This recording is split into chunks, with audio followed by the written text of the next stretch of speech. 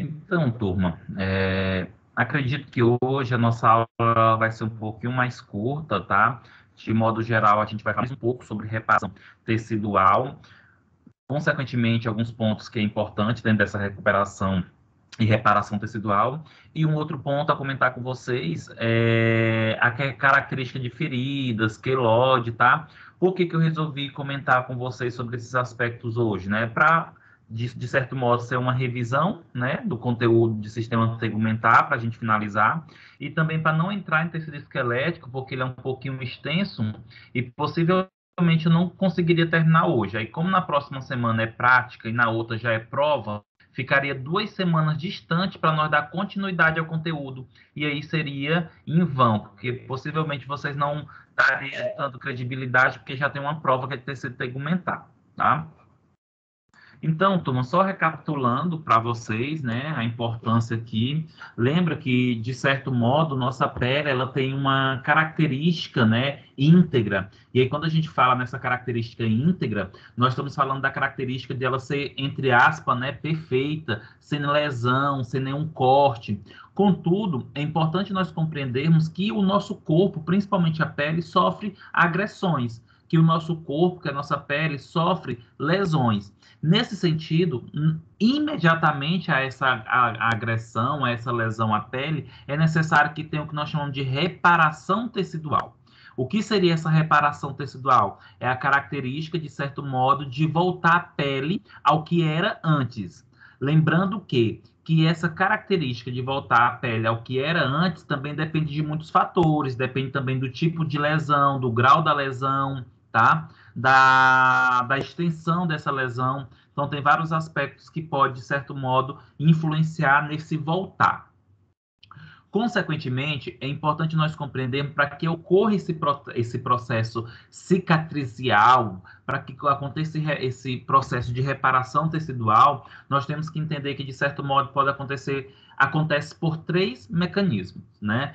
Que inicialmente é a fase inflamatória, e depois a fase de proliferação, e em seguida a fase de maturação, tá? E aí, quando nós pensamos na fase inflamatória, gente, o que que acontece? Essa fase inflamatória, gente, é quando tem um processo inflamatório exacerbado naquele local. Literalmente tem a inflamação. E o que seria essa inflamação? Seria para que serve, na verdade, essa inflamação? A inflamação ela serve nesse contexto, turma, para migrar células de defesa para a região. Para quê? Para facilitar, para favorecer o processo de limpeza, tá? Da lesão, para retirar partículas estranhas, para inativar micro-organismo, para começar o processo de quê? Proliferação das células e, consequentemente, a maturação dessas células e a cicatriz por si só, tá? E aí, turma, é muito importante nós compreendermos, relembrando, né, que a pele ela tem como estrutura aí a epiderme, a derme e a hipoderme, tá? E tem estruturas funcionais. Essas estruturas funcionais são o quê? São as células que constituem, por exemplo, a pele. São células que constituem, de modo geral, essas estruturas da pele. E quais são? Por que que a gente fala estruturas funcionais? Porque o queratinócito é uma célula que tem responsabilidade de produzir o que, gente? Queratina. Lembra que nós conversamos que a queratina, por si só, ela tem uma função importantíssima. Entre essas funções, dá o quê? Impermeabilidade para a pele, sustentação para a pele. E entre outras células que têm função, nós podemos citar aqui os melanócitos, né? Que tem a função da produção de melanina, que serve aí como proteção, né, à nossa pele. Tem como serve como proteção aí, de certo modo, principalmente contra os raios ultravioletas. E aí, turma, é importante nós compreendermos alguns aspectos associados à lesão, né? Então, toda vez que se tem uma lesão, por exemplo, na pele, né, e fica essa lesão, geralmente nós damos o nome de quê? Ferida. Nós damos o nome aí, de certo modo, de ferida. E o que seria a ferida? A ferida, turma, é uma ruptura da estrutura anatômica e funcional dos tecidos, por trauma mecânico, por trauma físico ou por trauma químico. É importante nós compreendermos que as lesões nos tecidos, e aí quando eu falo lesões no tecido, envolve vários aspectos, vários tecidos, mas dando um ênfase aqui à pele, é importante nós compreendermos que essas lesões, gente, pode acontecer por vários mecanismos, tá? Como mecânico, físico, químico, tá? O que seria, por exemplo, esse trauma químico, né? Seria a presença de alguma substância que está levando à ruptura dessa membrana. O que seria, por exemplo, esse trauma físico, né? De certo modo, seria, por exemplo, a pressão, um corte por uma faca, tá? E o que seria um trauma mecânico? Seria por compressão, tá? Exemplo, num choque de carro, por exemplo, tá? Numa batida do carro, isso daí seria basicamente mecânico. O mecânico e o físico, em alguns momentos, eles se assemelham, tá? Lembrando que essa lesão, gente, ela pode se perfazer por vários aspectos. Não significa que a gente pode classificar só uma lesão só sendo física, química ou mecânico. Dependendo do contexto, pode ser física, pode ser mecânica, pode ser química ao mesmo tempo, tá? Vai depender de como constituiu a lesão, tá?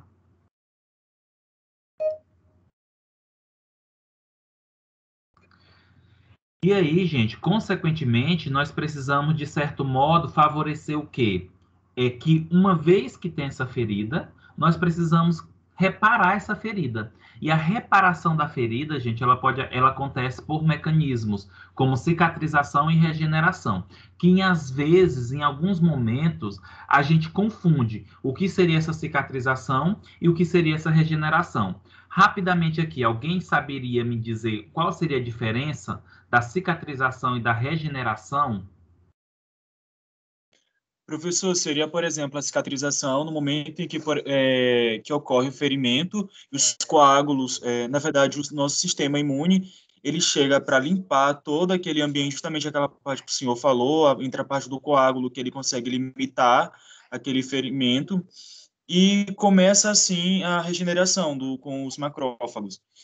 E depois, acho que macrófagos, não lembro muito bem o nome deles. Mas, enfim, e a regeneração é no momento, perdão, a cicatrização é nesse momento, do coágulo. E a regeneração...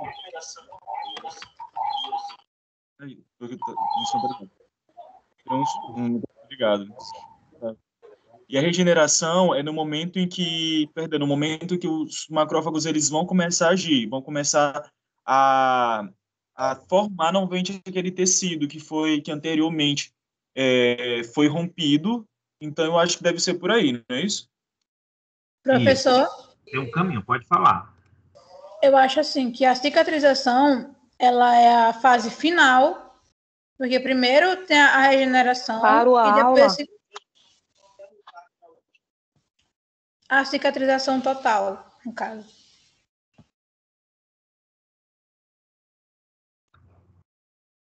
Peraí, toma só um momento, parece que travou aqui. Andressa, você poderia repetir novamente? Você acha que a cicatrização ela vem depois da regeneração, é isso? É, Ingrid. Ingrid, desculpa. Não, tudo bem. Eu não sei, eu acho assim, né? Tipo, a cicatrização vem porque, assim, quando a gente se fere, né? Aí tem toda aquela parte onde aquele tecido ali, ele é regenerado. Aí, no final, é como se fosse a parte final daquele processo, entendeu? Por exemplo, a queloide.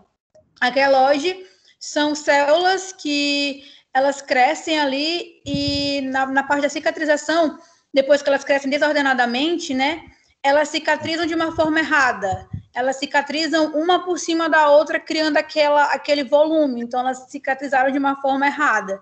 Então, eu acho que a cicatrização é uma fase final pós-regeneração.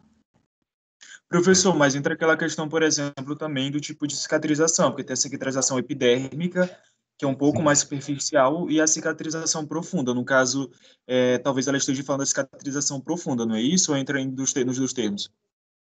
Na verdade, gente, olha só. Eu vou ficar travando um pouquinho, porque eu estou adicionando os alunos, aí acaba perdendo um pouquinho o foco, tá? Mas, assim, de modo geral, vocês estão seguindo uma sequência lógica. Mas a primeira coisa que nós temos que entender, turma, é que cicatrização e regeneração são mecanismos de reparação tecidual, tá? E aí, o que acontece? Quando é uma cicatrização ou quando é uma regeneração? Gente, de certo modo, o que vai depender, por exemplo, aí, da diferença entre a regeneração e cicatrização, que são os processos de reparação tecidual, é a extensão, é a célula. Então, por exemplo, de uma maneira bem sucinta, tá?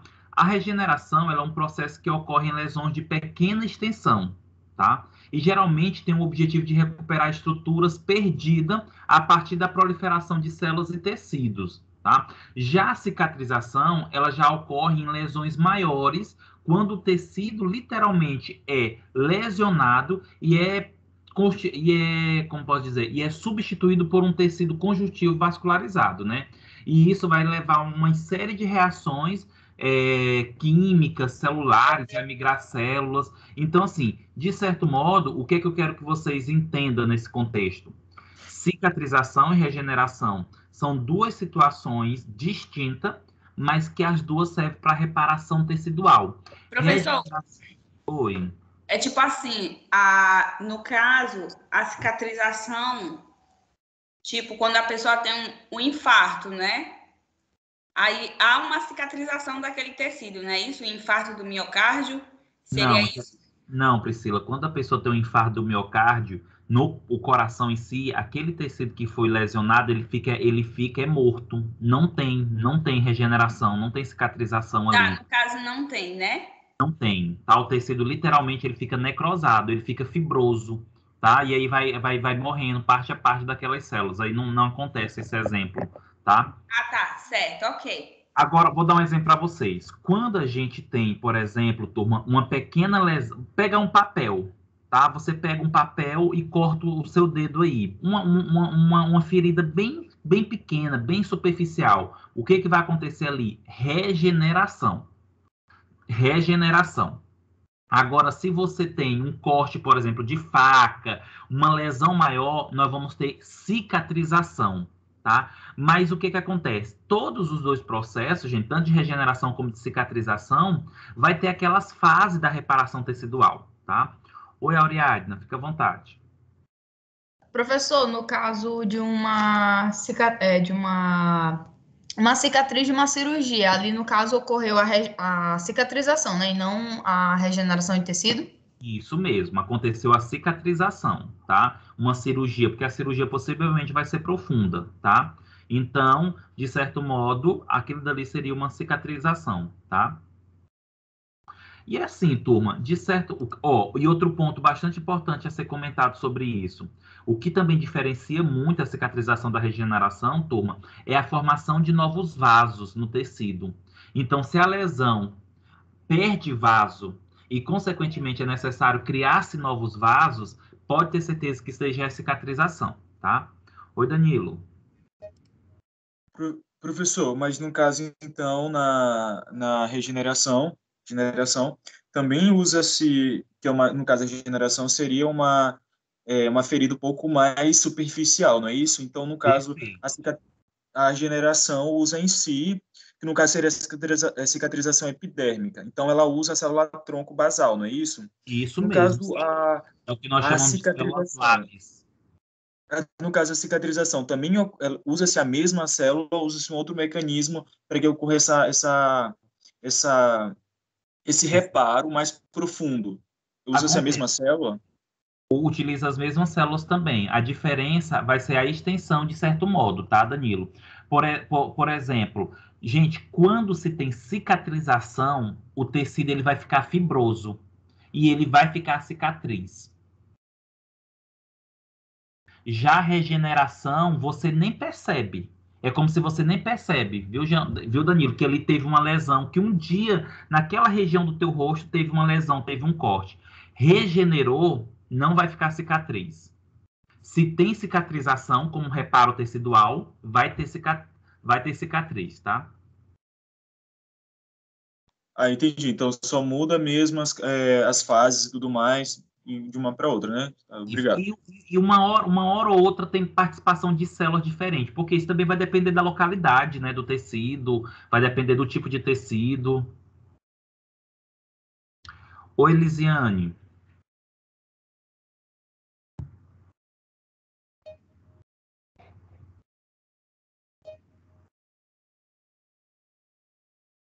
Priscila, pode falar. Professor, tipo Oi, assim, professor. já que- Oi. Rapidinho, Priscila. A professora é o seguinte, já foi respondido. Aí, no caso, eu queria saber se eu posso esquecer, então, no caso, a questão de uma fase após a outra, de cicatrização e regeneração. Tipo, primeiro cicatrização, depois regeneração. O que difere uma da outra é somente a questão de extensão do ferimento, localização do ferimento, profundidade. Isso, né? Então, eu esqueço esse conceito de uma vem conseguinte à outra. Isso, não existe isso. Cicatrização e regeneração, ela só se assemelha em uma coisa. São reparação tecidual. Mas elas são duas coisas distintas. Uma funciona de uma maneira para reparar o tecido e outra funciona de uma maneira para cicatrizar o tecido. Todas são reparação tecidual, tá? Mas Entendi. não tem, primeiro cicatriza para depois regenerar. Não, tá? Entendi. Obrigada. Nada, Priscila? Sim, professor. Quanto à extensão, eu posso, tipo, definir assim, tudo que for mais profundo está ocorrendo a cicatrização e tudo que for um pouco mais superficial, a regeneração, ou isso não existe? É isso mesmo, tá? É esse conceito que vocês vão sair daqui falando, entendendo que é cicatrização e regeneração, tá? Certo, então meu pensamento está correto, né? Sim. Obrigada. Correto. Por exemplo, nessa imagem aqui, antes de abrir para a Andressa, nessa imagem aqui, na cabeça de vocês, aqui seria cicatrização ou regeneração? Agora uma cicatrização, porque está mais profundo. Sim, porque atingiu, no caso, a derme, os vasos sanguíneos. Perfeito. Na verdade, Danilo, já está aí na hipoderme. Olha a placa de gordura aí, ó. Exatamente. Tá? É verdade, está exposto até. E isso está bem profundo, tá? Outra coisa, antes de abrir... Professor, Oi, quem falou?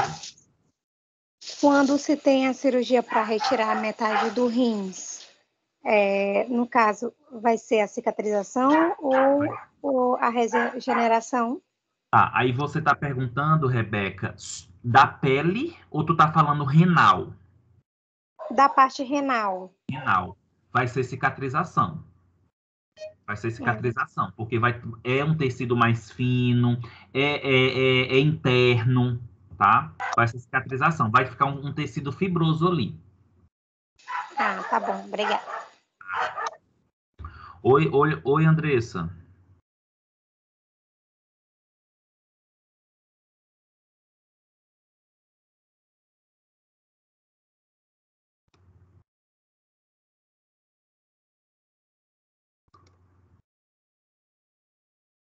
Tá.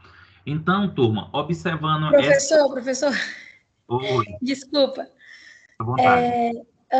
Deixa eu lhe falar. Agora que eu vi ali que tá F, porque eu tô pelo computador da minha irmã, eu não sei por que tá assim, mas agora eu entendi por que você tá me chamando de Andressa. Enfim. Ah, tá. Por exemplo, no caso da queloide, né? Porque eu lembrei também que quando tá aquela bolotinha mesmo, né? Que é por conta de uma na verdade, que é por conta de uma... Oh, meu Deus, como é que é o nome? Enfim, é uma multiplicação desordenada das células. As células começam a crescer, na verdade, desordenadamente. Essa é a frase. Aí, em algumas situações, a gente já consegue ver a presença de vasos sanguíneos ali. Sim. Naquela região. Então, assim, no meu caso, uma vez eu já tive, né, que eu quis colocar um brinco na cartilagem, e eu tive, só que depois ela diminuiu, e ficou um pontinho preto, e agora sumiu o pontinho preto, ficou um tempão assim com um pontinho preto na orelha. Então, assim, nesse caso, a gente não pode, enfim, considerar que teve mais 2 tipos de fases, no caso, mas afinal é que vai ditar se é uma cicatrização ou uma regeneração, porque, tipo, tem um momento ali de cicatrização que tinha tudo para ela não voltar ao normal, só que depois regenerou e voltou ao normal e ficou de boa. Então, eu posso considerar que é regeneração, né? Tá, então você está dizendo que inicialmente teve ali um processo de cicatrização porque ficou uma ferida, né? Aliás, ficou um tecido mais aumentado, é isso? E depois sumiu. Exatamente. O que pode acontecer também, pode ter acontecido de ter iniciado uma cicatrização, tá? Só que o teu organismo, ele conseguiu remodular as células. E as células, entre aspas, né, perceberam, né, vamos dizer assim, que estava aumentado demais e o teu organismo utilizou o mecanismo de nivelar essas células. Pode ter acontecido uma regeneração. Só que aí o que acontece, essa cicatrização, ela não foi parada. Ela estava ali acontecendo, porque uma vez que tem a cicatrização final, o tecido fica fibroso, tá? E aí não tem mais como, por exemplo, voltar. Isso aconteceu 2 vezes. Tipo, eu furei no mesmo lugar e voltou a crescer de novo. E ficou de boa, ficou normal. Tipo, eu não sinto nenhuma ondulação. Não, então, não, Andressa. Então, nós estamos aqui, eu entendi diferente. Você está falando de um furo, por exemplo, na orelha, não é isso? E toda vez que fura, cria-se um calombozinho, né? Vamos dizer assim, e depois volta ao normal, né? O que aconteceu ali foi um processo inflamatório. Não foi nem um processo cicatricial e nem de regeneração. Foi só um processo inflamatório. E depois que passou o processo inflamatório, o teu tecido voltou ao normal, porque não estava... Mas, professor, tipo, criou uma carnezinha mesmo, tipo uma queloide mesmo, entendeu?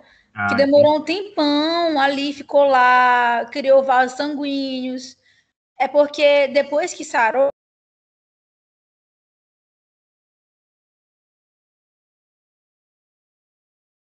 Andressa, eu não estou te ouvindo.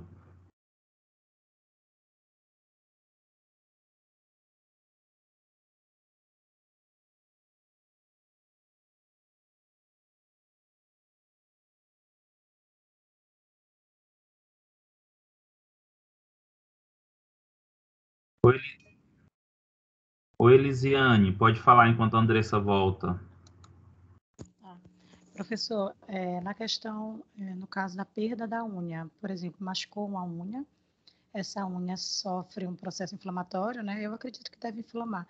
E Certo. essa unha, com o passar dos dias, ela vai cair. Aí, quando essa unha volta, que retorna, em alguns casos retorna, né? Nasce uma nova unha ali.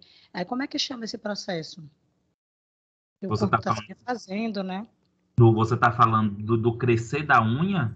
Isso. Assim, por exemplo, caiu, precisou extrair aquela unha tudinho, e o organismo, ele vem uma outra unha, né? Nasce, em alguns casos, tem pessoas que conseguem vir uma outra unha, né? Tá se refazendo, se recompondo uma nova unha naquele local. Como é que chama isso?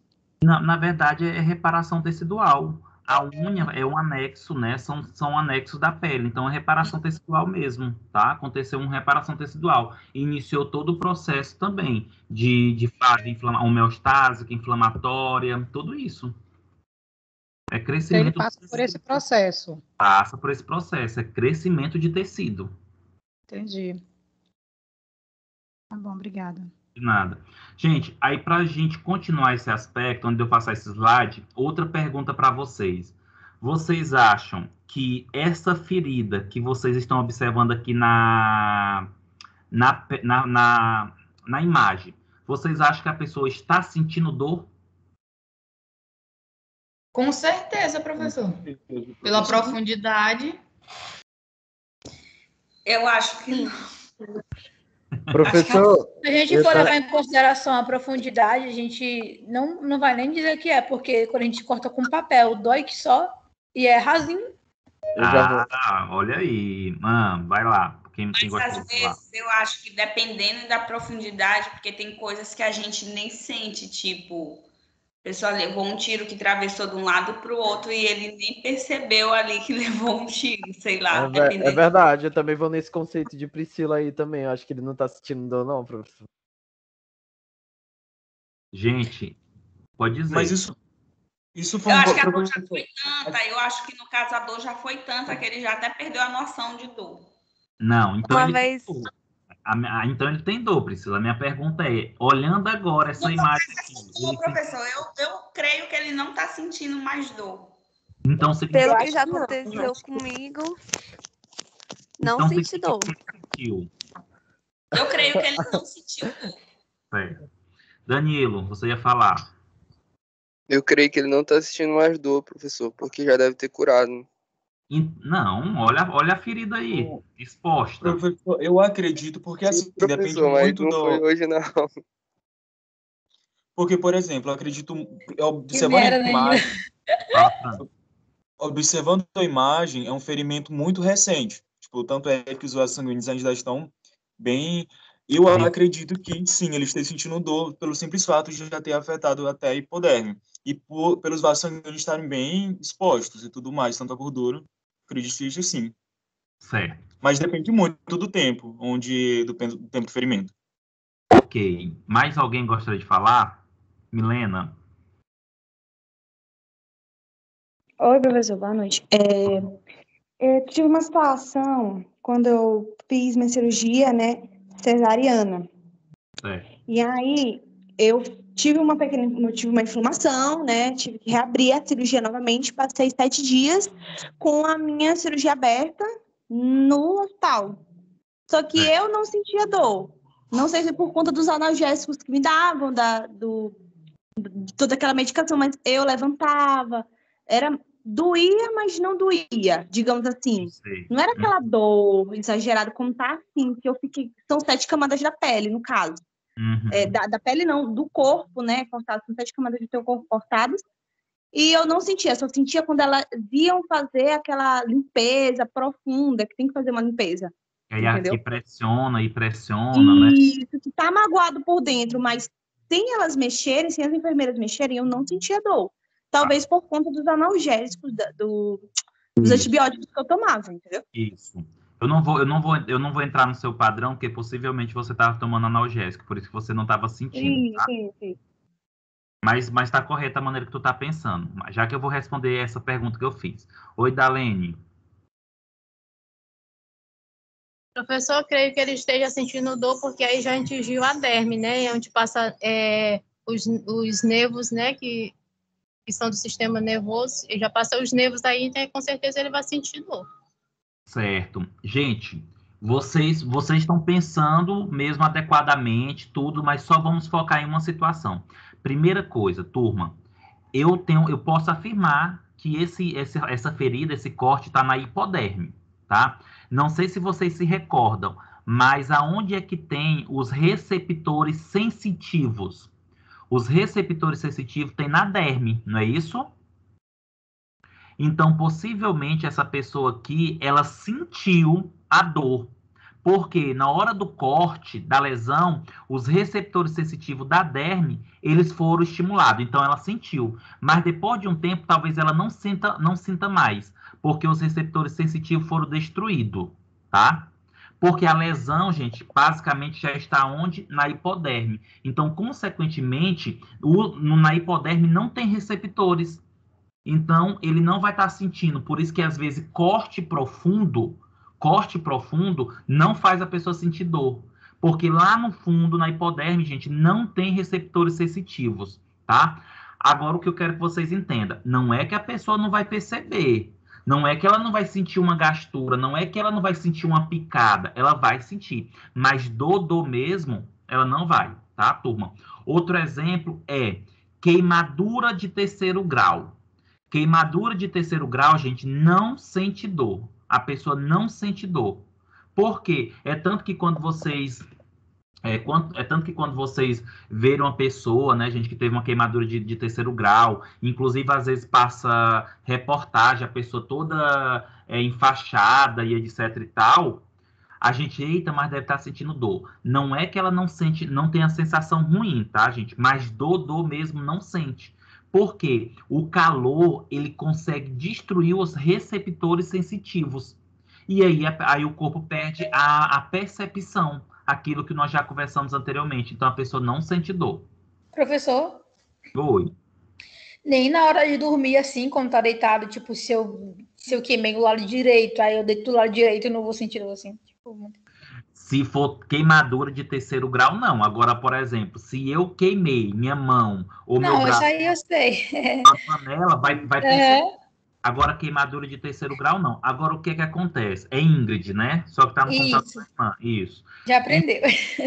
Ingrid, só que o que é que acontece? Não é que quando você tá com a queimadura, você vai deitar, você não vai sentir. Você vai acabar sentindo. Por que que você vai sentir? Porque você vai pressionar outras estruturas que possivelmente os receptores ainda estão sensíveis. Mas aquela região mesmo, não. Ela não vai emitir dor. Ah, beleza. Professor, pode repetir bem para mim? Então, no caso, essa imagem, o rapaz talvez não deve estar sentindo dor? É isso? Possivelmente não. Ah, tá. Ele sentiu, por exemplo, se foi uma faca, vamos imaginar que o corte foi físico aí, foi uma faca. Aí sim, quando estava cortando, ele percebeu a dor. Mas depois que cortou, que atingiu a hipoderme, que os receptores já foram destruídos, ele não está mais sentindo. Agora, turma, entenda. Não perceber a dor, quando eu falo não está sentindo dor, não significa que ele não está tendo uma gastura, não está tendo um incômodo, tá? Só que não é a dor dilacerante, Professor, como nós imaginamos. Oi. isso é verdade mesmo, porque quando a gente tem um corte profundo, a gente não sente mal, a gente sente como se fosse uma queimaçãozinha, uma sensação estranha de como se alguma coisa estivesse pegando naquela região. Sim, sim. Tá? E isso vai depender da região, do corte, e isso vai depender, turma, isso vai depender do tipo de material, tá? Por quê? Olha só, muitas vezes, turma, um corte por uma faca, um exemplo, um corte por uma faca é pior do que você pisar numa brasa. Por quê? Porque a faca, ela corta o tecido, mas pode permanecer os receptores sensitivos e perceber a dor. Só que o fogo, o calor, ele destrói os receptores. Então, você sente aquela angústia, aquela agonia, mas depois você não percebe mais. E aí, turma, só, né, relembrando que nós temos aqui as fases da cicatrização, lembrando que a cicatrização está associada a lesões extensas, tá? Por isso que eu mostrei aquela imagem anterior, porque ali vai ser cicatrização, tá? E aí, turma, a primeira coisa que nós temos que entender, apesar de eu estar falando para vocês aqui, fase inflamatória, proliferativa ou de maturação, é importante nós compreendermos, turma, que de certo modo existe uma fase anterior, que é a fase da homeostasia. O que seria essa fase da homeostasia? É quando rapidamente a ferida tem que ser formado um coágulo ali. Por que é para formar um coágulo ali? É para estancar o sangue, para minimizar a perda de sangue através da lesão, tá? Gente, esse processo é instantaneamente. Rapidamente já acontece esse processo de homeostasia, de formação desse coágulo, tá? E aí, após isso, inicia o processo, o processo inflamatório, né? O que seria o processo inflamatório, gente? Ele é um processo que é o início do processo de cicatrização, tá? Só que assim, antes mesmo de cicatrizar, iniciar o processo propriamente dito da cicatrização, tem que ter o processo inflamatório com qual objetivo? O objetivo do processo inflamatório, gente, é eliminar o agente agressor, tá? Quando a gente fala eliminar o agente agressor por completo, é o que, gente? É retirar o que pode estar ocasionando agressão para que o tecido, gente, ele tenha uma nutrição adequada, tá? Então, de certo modo, a fase inflamatória é uma fase que atrai células de defesas, tá? Para o local onde está a lesão, com o objetivo de quê? Limpar o local infectado, tá?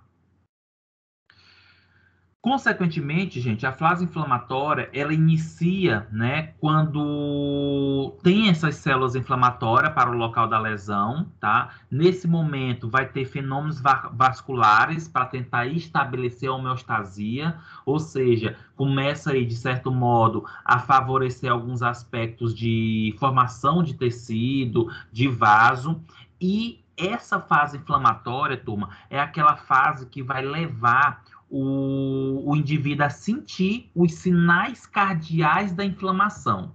Os sinais cardeais da inflamação, gente, são 5 tipos, tá? São, né, a sintomatologia. É o calor, né? A pessoa, ela tem febre porque aumenta a temperatura corporal. Ela, de certo modo, ela tem rubor. Esse rubor, turma, está associado à vermelhidão. Ela fica mais, com a coloração mais avermelhada e hiperitêmica, tá? Consequentemente, tem a dor, né? Tem a percepção da dor. Tem o edema, que é o inchaço da região, e consequentemente, a perda da função. Turma, eu gosto muito de dar esse exemplo do furúnculo, tá? Para vocês aprenderem os 5 sinais cardeais da inflamação que acontece no processo inflamatório, tá? Quais são? Rubor, o rubor, a cor fica bem vermelho, a dor, o calor fica quente, né? Você pode ter febre ou a região que está tendo a lesão pode estar quente. Você tem o edema, né? Porque tem um inchaço daquela região e você, consequentemente, você tem a perda da função. Você não consegue aquele tecido exercer a função dele normal, tá? Vou dar um exemplo bem clássico. Imagine o furúnculo debaixo das axilas. Se você olhar o furúnculo, ele vai estar... Eu já tive, professor, e ficou do tamanho de um peito debaixo da minha axila. Né? Na verdade, o furúnculo... Eu tive que ir para o médico para... já. Exatamente. Aí ficou um dreno por 2 dias para poder tirar toda a secreção. Entendi. O furúnculo é muito comum na nossa região e no nosso corpo, né? Porque está associado a micro-organismo e outros aspectos, e diminuição da imunidade. Oi, Danilo.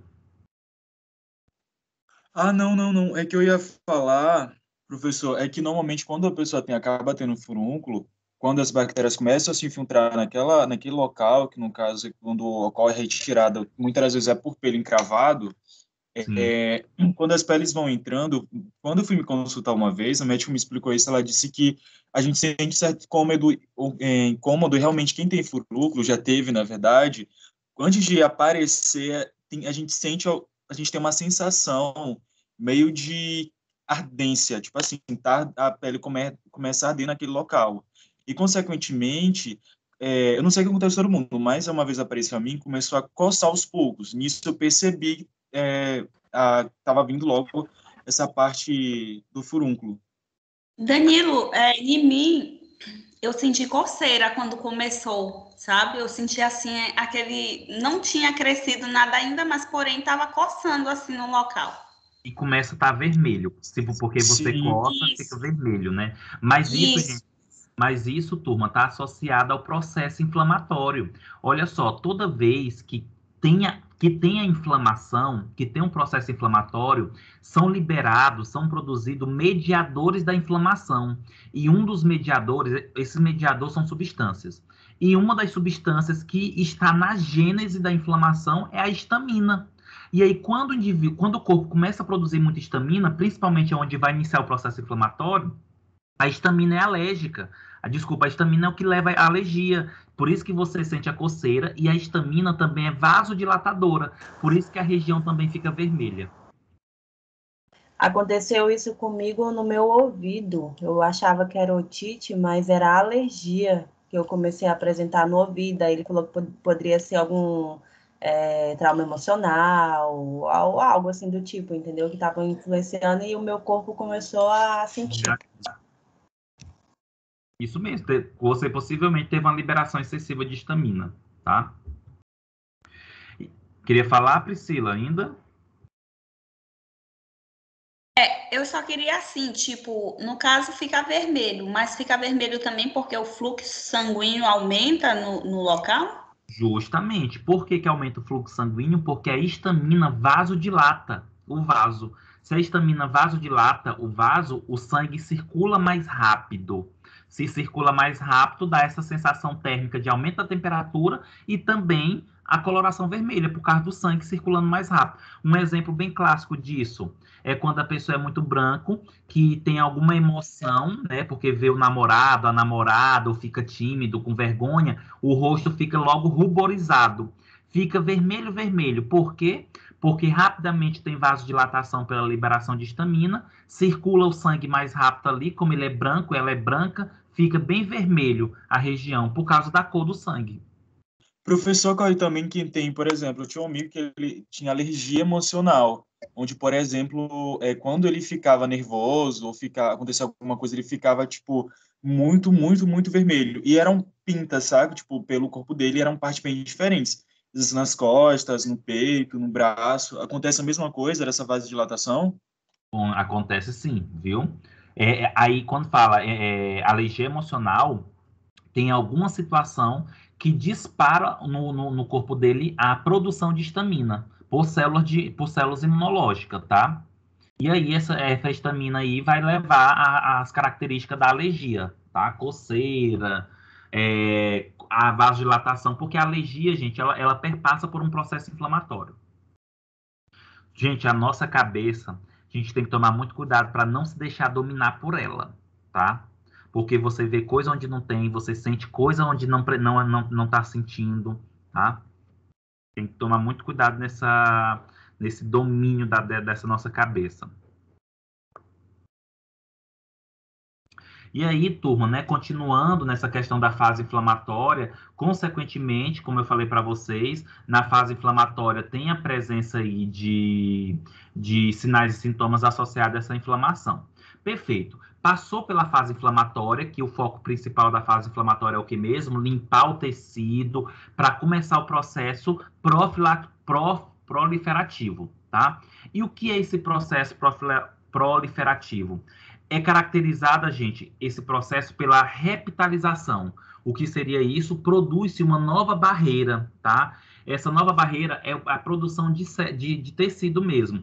Além disso, gente, o próprio nome, na verdade, você pode aprender essa fase pelo nome, proliferativo, vai proliferar. Proliferar o quê? Células, o tecido, novos vasos sanguíneos, que a gente pode dar o nome aí, gente, de angiogênese, tá? Então, quando vocês encontrarem o termo angiogênese, significa aí produção de vasos sanguíneos, tá? É tanto que quando se tem, turma, de modo geral, pessoas com problema de varize, de circulação, eles procuram quem? O angiologista, que é o médico especialista, né, associado a vasos sanguíneos, a circulação, tá? Então, angiogênese é formação de novos vasos. E aí, turma, além disso, tem aí a ativação dos fibroblastos, né, que a gente chama de fibroplasia. Essa fibroplasia está relacionada à reconstrução da pele, tá? Turma, e isso demora, né, alguns dias, isso vai depender principalmente da extensão da lesão, tá? Mas nas primeiras 24 horas, quando se tem essa proliferação, a lesão, gente, ela já, quando está na fase proliferativa, nas primeiras 24 horas, já tem migração de células fibroblásticas para aquela região. Lembra que eu comentei para vocês, as células fibroblásticas, elas são responsáveis por formar o tecido fibroso, tá? Consequentemente, quando se migra essas células fibroblásticas, tem a produção, por exemplo, gente, de queratina. E aí a queratina vai ajudar na impermeabilização, na formação de novo tecido, tá?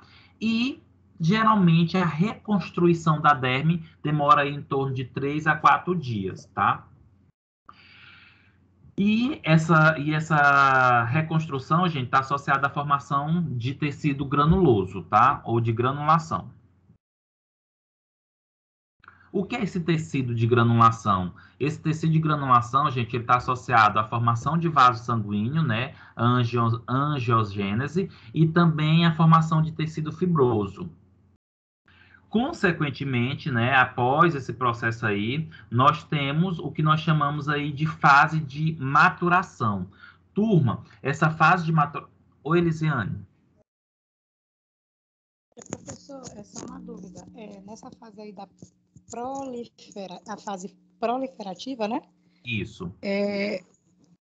Ela leva em torno de 5, 10 dias, né? Que você falou? 4, 5, 10 dias? 3 a 4 dias. O comum. A 4 dias.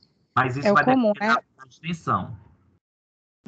E o caso, assim, como está muito relacionado à questão da imunidade, tudo, como está o corpo, isso tem a ver, por exemplo, o indivíduo, ele está nessa fase, mas ele tem uma imunidade baixa, o estado nutricional dele é baixo. Isso influencia para que esses dias se prolonguem mais? Com certeza, Elisiane. Se prolongue mais ou nunca nem aconteça.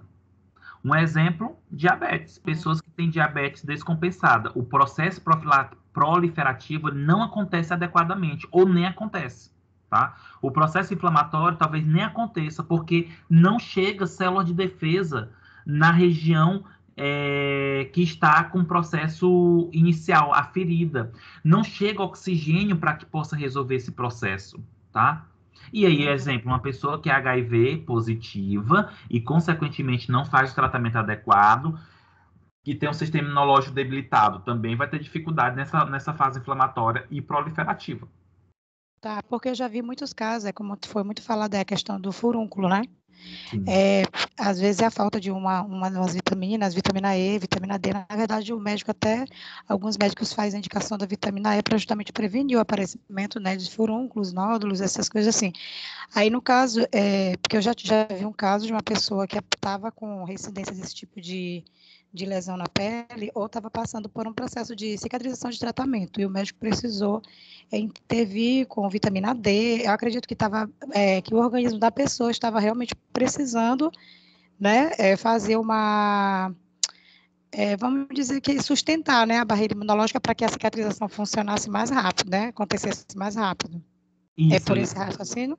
Isso, esse raciocínio está correto, mas eu vou complementar. Você voltou muito para o sistema imunológico, mas eu quero comentar uma coisa importante para vocês, turma. Eu acho que tem muitos alunos que são de primeiro, segundo período e talvez ainda não viram alguns pontos importantes de alguns conteúdos, né? Ainda não tiveram. Mas um exemplo, Elisiane, a nossa célula, ela é formada por macromoléculas, que a gente chama de macronutrientes e micronutrientes. Entre esses micronutrientes, gente, só para vocês terem ideia, a nossa célula, 4% dela é formado por sais minerais, e esses sais minerais, além disso, precisam da participação de vitaminas.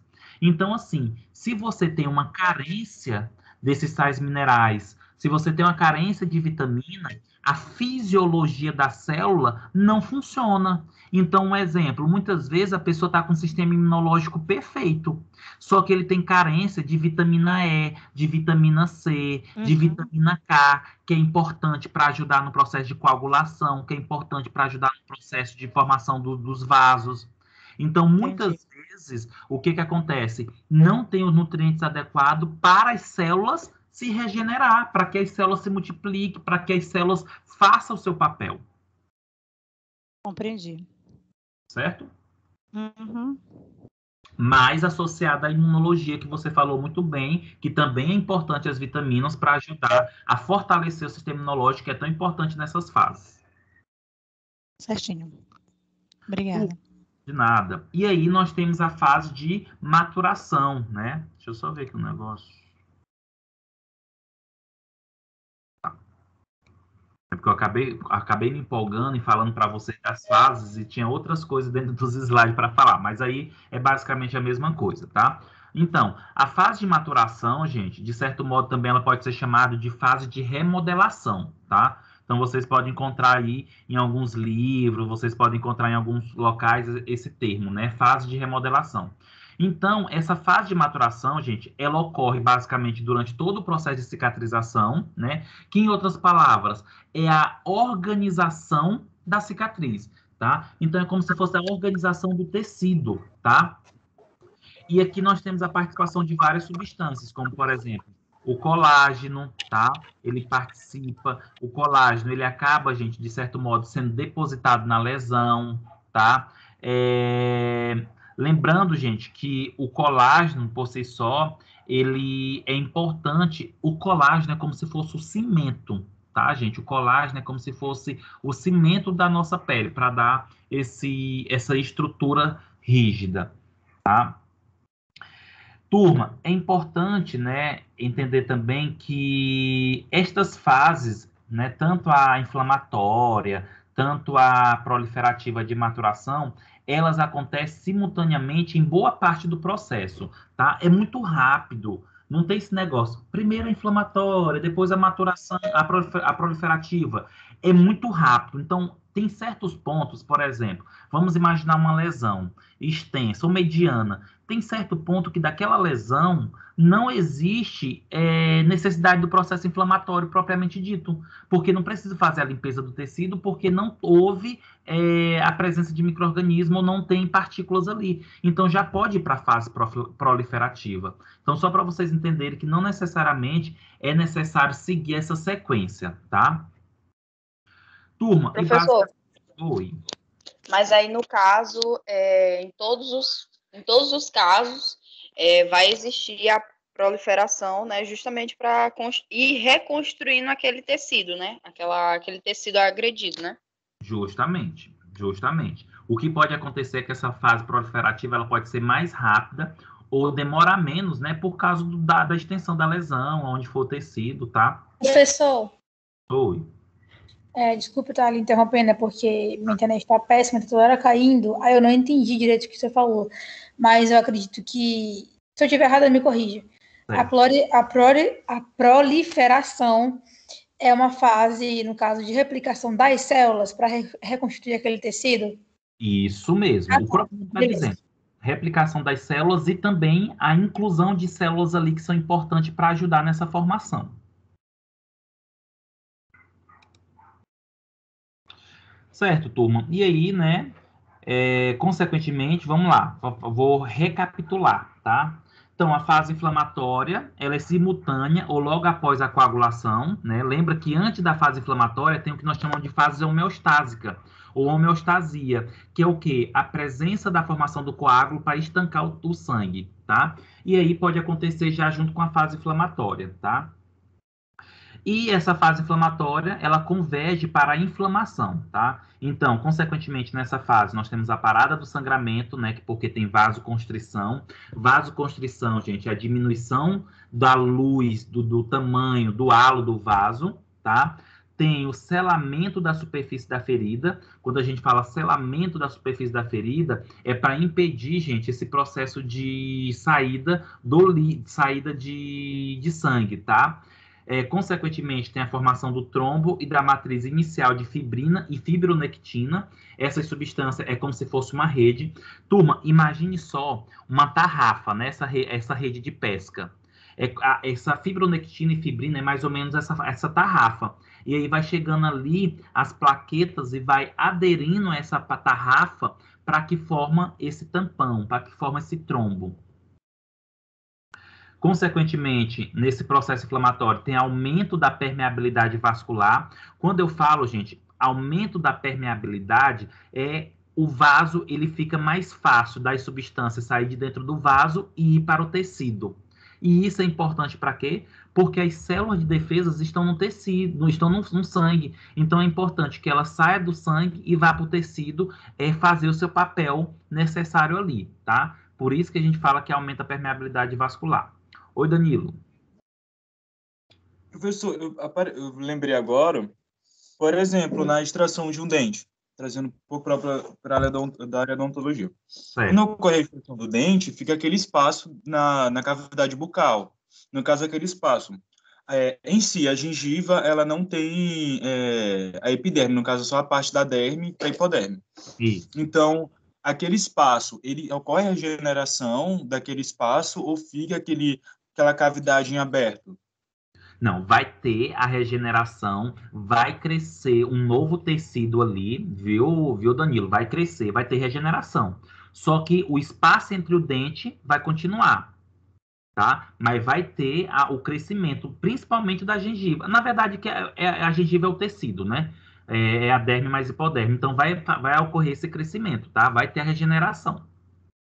Mas vai ter as mesmas etapas da inflamação, da proliferação, da maturação, a mesma coisa, não vai mudar nada, né?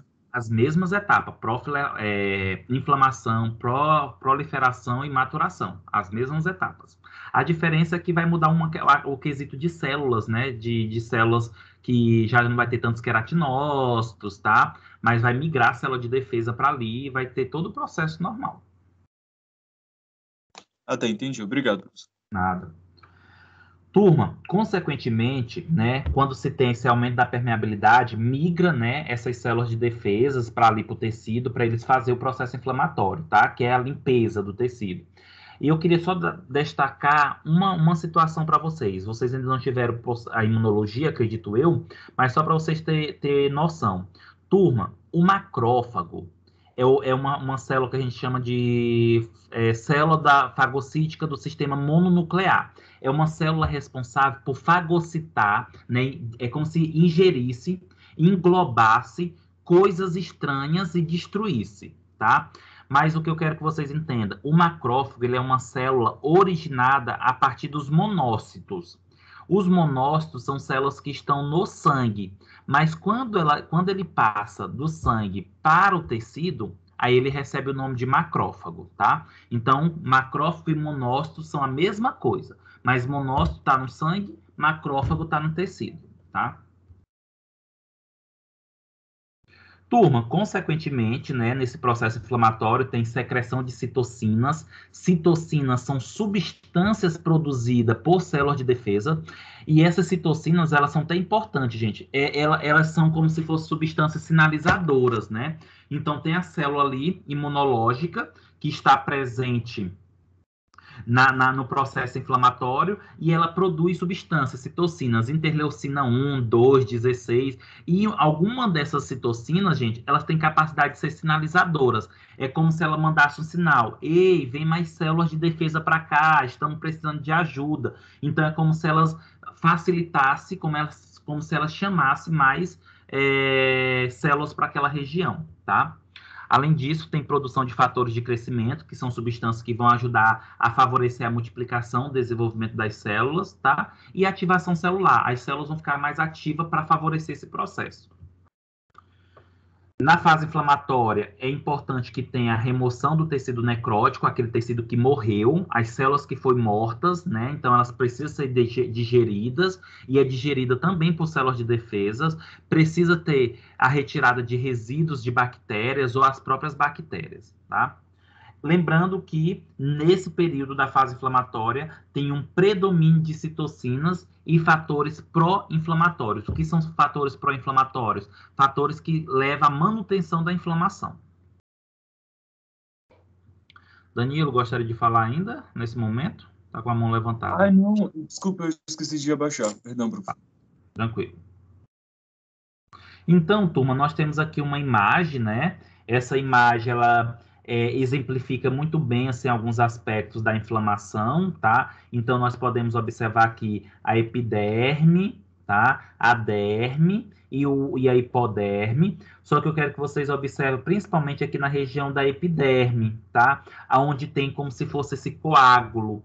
E aí nós podemos observar o que, gente? Como se fosse vários feixezinhos pequenos, como se fossem linhas pequenas. Essas linhas pequenas aí, turma, é aquelas fibronectina, fibrina, que é aquela rede que eu falei para vocês, que eu dei o exemplo como se fosse uma tarrafa, né? E aí serve para quê essa rede? Essa rede serve para aderir às plaquetas, aderir às hemácias, até formar aí o coágulo. Lembrando que o coágulo, ele se perpassa, gente, junto com a fase da inflamação. Além disso, nós temos aí células de defesa, como macrófagos, tá? Neutrófilos. Esses macrófagos, esses neutrófilos vão servir para digerir células mortas, digerir bactérias. Só que ao mesmo tempo que ele faz isso, turma, ao mesmo tempo que ele faz isso, o que acontece? Ele produz também as citocinas, né? Que são substâncias aí que são recrutadoras de outras células de defesa ou substâncias que ajudam a estimular a formação de células. Não sei se vocês conseguem observar, mas tem aqui, por exemplo, TGF, né? TGF, gente, é fator tumoral, tá? Fator de crescimento tumoral. Esse fator de crescimento tumoral, ele vai ajudar a favorecer o crescimento de células, como também de vasos sanguíneos, principalmente se esse vaso sanguíneo sofreu o rompimento ou a lesão pelo corte, pela ferida, tá? Se vocês observarem aí a setazinha, gente, tá? Do TGF, pode observar que ele vai lá para o vaso sanguíneo e, consequentemente, vai favorecer o quê? O crescimento, o desenvolvimento de novos vasos. Gente, é bem importante vocês compreenderem que talvez vocês até se perguntem assim, não sei se vocês já fizeram essa pergunta, mas como é que sabe que está na hora do fibroblasto vir? Como é que se sabe que está na hora do colágeno vir ou ser produzido? Gente, tudo isso são sinais químicos. Então, por exemplo, quando se tem uma célula de defesa que produz uma substância, uma citocina, isso aí é um sinal químico que vai levar para a célula, que vai levar para outras células. Então, é como se desse um empurrão. Ó, se vocês observarem aqui, nós temos também sendo produzido pelo macrófago os fatores agregadores de plaqueta, tá? PDGF, tá? E o fator de crescimento tumoral. Quando é produzida essa substância, olha o que é que essa substância vai fazer. Essa substância ela vai agir em cima do fibroblasto. Então, é como se essa substância fosse lá no fibroblasto e dissesse: ei, acorda aí que está na hora de você começar a fazer a sua função. Está na hora de você começar a migrar para aquela região, tá? Então, é só para vocês ficarem claros, gente, que tudo é sinais químicos.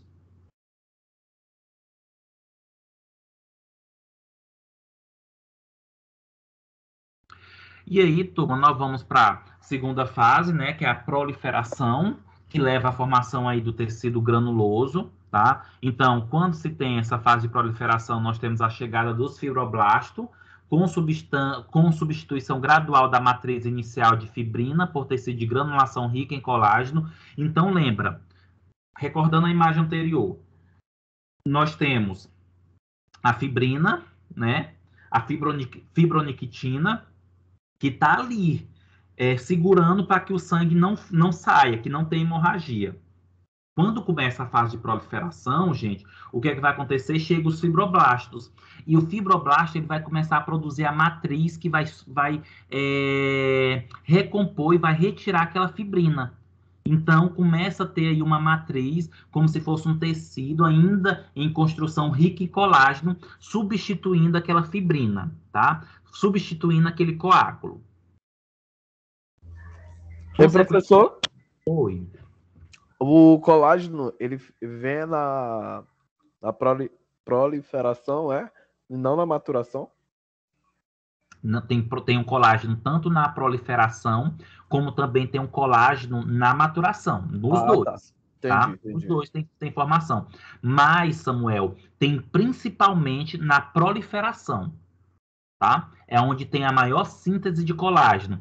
E aí, só para abrir para a Priscila poder falar, eu vou dar um exemplo para vocês, gente, daqueles derma-rolling, né? Aqueles procedimentos estético, desculpa, que utiliza microagulhas, né? Quando utiliza aquelas microagulhas, gente, eu estou fazendo uma lesão na minha pele.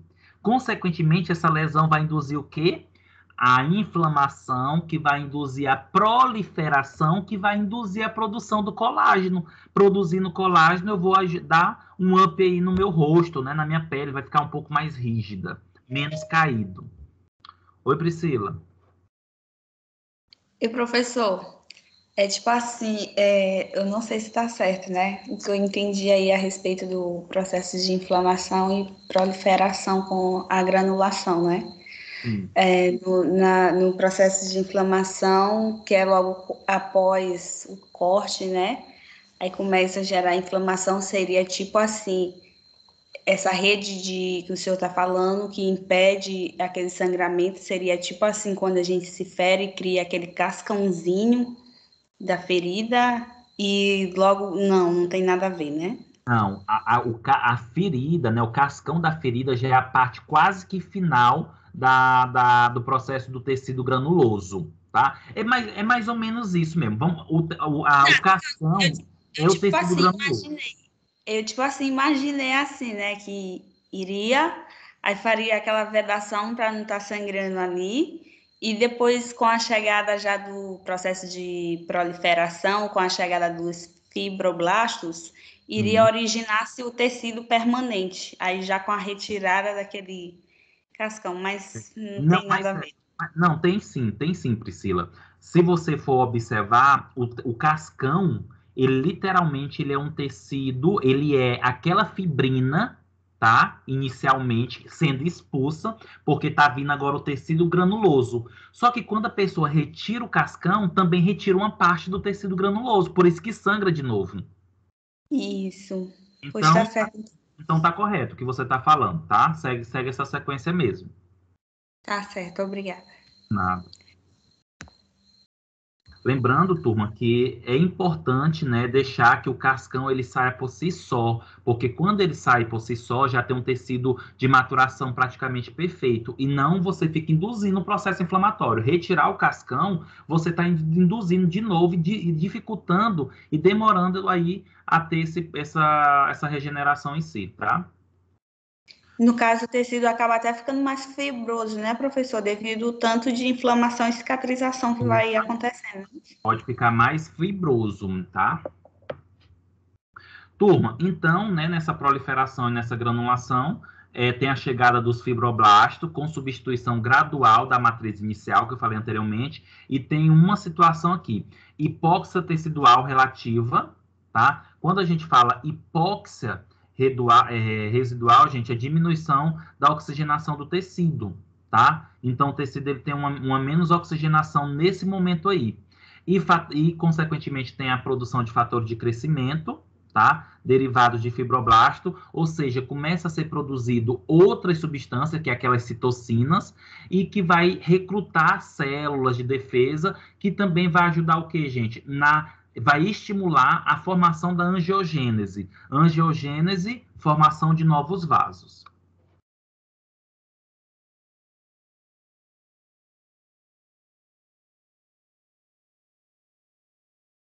Turma, então nós podemos observar aqui, né, algumas imagens associadas a esse processo de granulação, de proliferação, que a gente pode estar mostrando para vocês.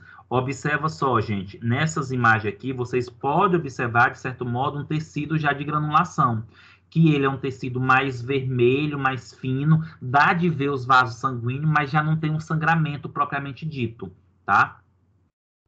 Turma, nessa imagem aqui de histologia, tá, da célula, vocês podem observar o que nós chamamos de vasos neoformados. O que seriam esses vasos neoformados? São vasos novos, tá? Que foram formados, que é esses espaços aqui entre essas células.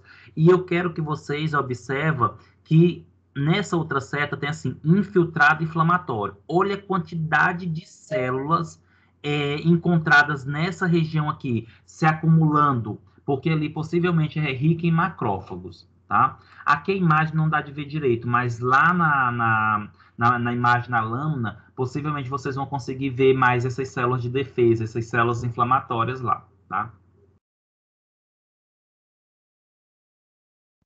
Ainda, gente, na parte da proliferação, tem o que nós chamamos de epitelização ou repitalização. Por que a gente pode chamar de repitelização? Porque a pele já existia, tá? Então, só vai surgir novamente. Mas pode ser tanto epitelização ou repitelização, tá? E aí, o que acontece? Quando se tem a formação da nova pele, tem migração da epiderme espessa e células basais da borda da ferida, né? Que é os queratinócitos, e cresce e migra para a matriz da ferida. Então, gente, é mais ou menos assim. É como, tá, turma? É como se a ferida ela fosse reptilizada de fora para dentro, tá? Então, é como se a ferida fosse reptilizada, o tecido, ele voltasse ao seu estado normal de reptilização de fora para dentro, tá? Ou seja, como está dizendo aqui, olha só, a epiderme, ela migra, né, junto com células basais da borda da ferida. Alterações morfológicas ocorrem nos queratinócitos estimulados por fatores locais, né? Glicoproteínas adesivas facilita a migração e a formação de uma nova camada epidérmica que repousa sobre a nova membrana basal. Desse parágrafo aqui, eu só quero chamar a atenção de vocês nisso daqui. Alterações morfológicas ocorrem nos queratinócitos estimulados por fatores locais. O que seria isso? Durante esse processo de reptilização, eu posso ter modificação da minha célula. Vai depender dos fatores que estão ocorrendo ali, favorecendo ali, sobre essa célula que está ativa. Eu acho que Joeli gostaria de falar. Levantou a mão e depois baixou. Oi, Joeli, fica à vontade.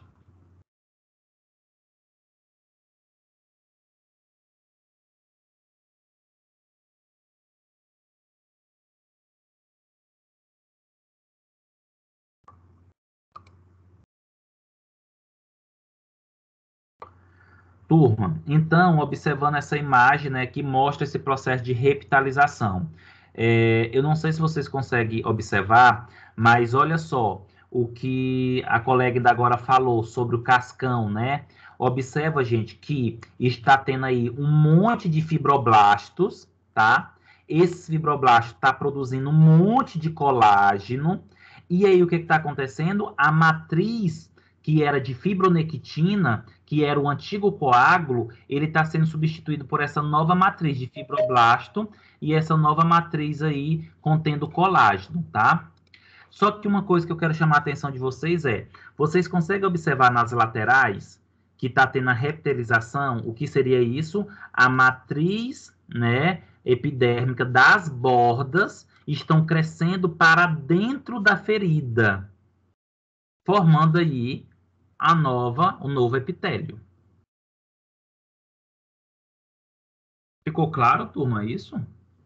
Ficou claro, professor. A questão dessa cicatrização aí da borda para dentro, eu já tinha até observado algumas vezes em que eu já me cortei, já me feri, aí sempre vai assim, vai cicatrizando nas beiradinhas até chegar no meio. O meio sempre fica com aquele cascão bem mais grudadinho, aí demora um pouquinho, sai. É o último a sarar.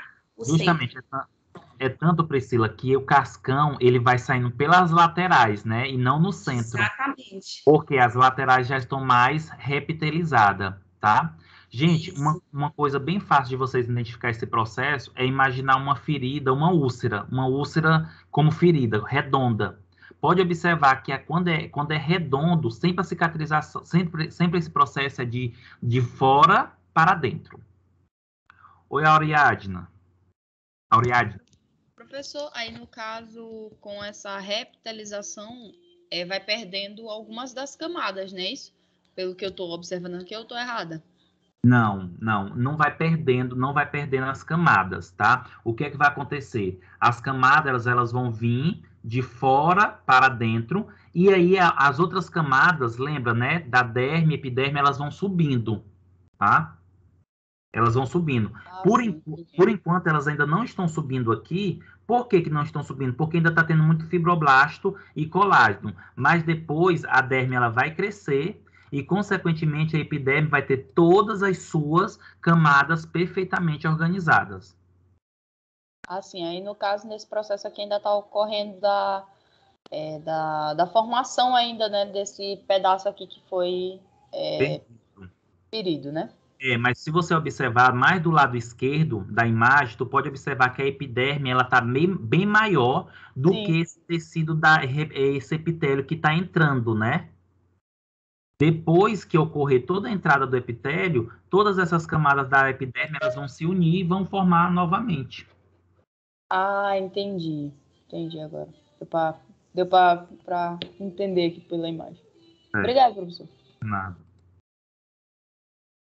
Turma, a proliferação, né, e a contração, né? Olha só, a pele íntegra é puxada para a ferida aberta pela contração, tá? O papel dos miofibroblastos. O que está querendo dizer aqui? Que a pele íntegra, gente, ela é puxada para a ferida aberta pela contração. Olha o que é interessante, é o que isso mostra aqui. Então, na fase da proliferação, aquela pele que está boa, ela vai sendo puxada para dentro. Esse processo acontece através de contração, tá? Através de contração. Então, o que eu estou querendo dizer aqui para vocês? Que ocorre o quê? A contração da pele para a região da ferida, para ir formando a reptilização. E aqui nós temos até uma imagem, tá, turma, que mostra isso.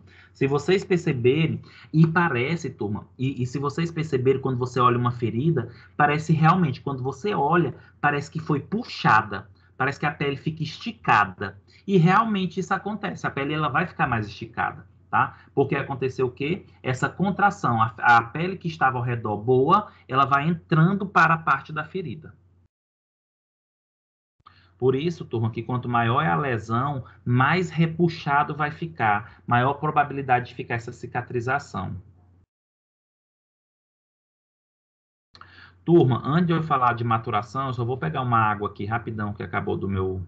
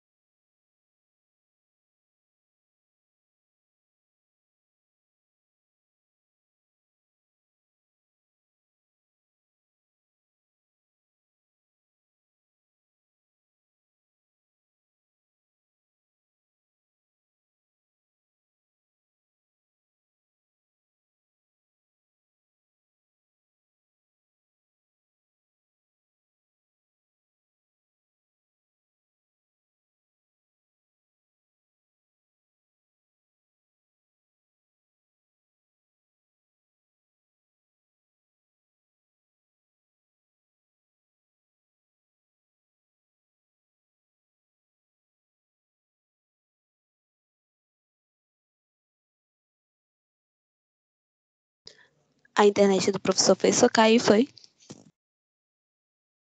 Não, ele foi tomar água. Ele foi pegar só uma água. Ele já volta. Ah, sim, obrigada.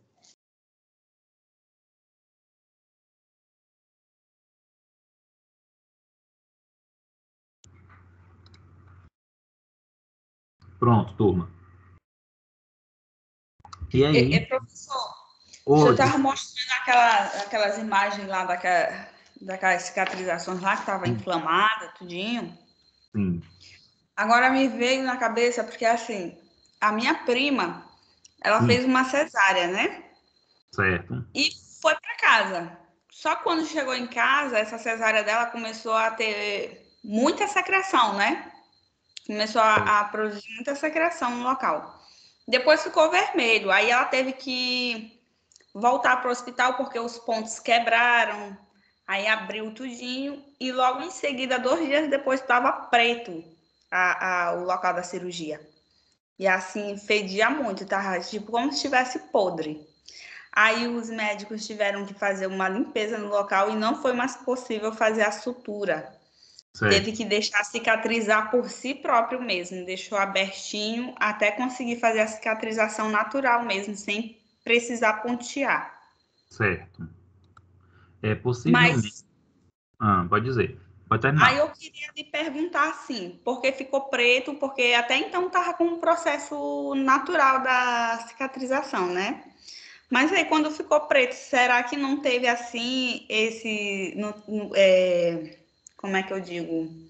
Porque os macrófagos entram lá, né? Será que não teve macrófago suficiente para defender aquele local, tipo assim, impedir com que bactérias, tipo assim, se acumulassem naquele local?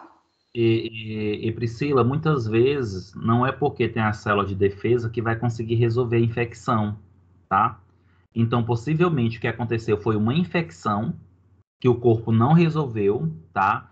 E teve morte celular, porque se ficou preto, teve gangrena, teve necrose do tecido.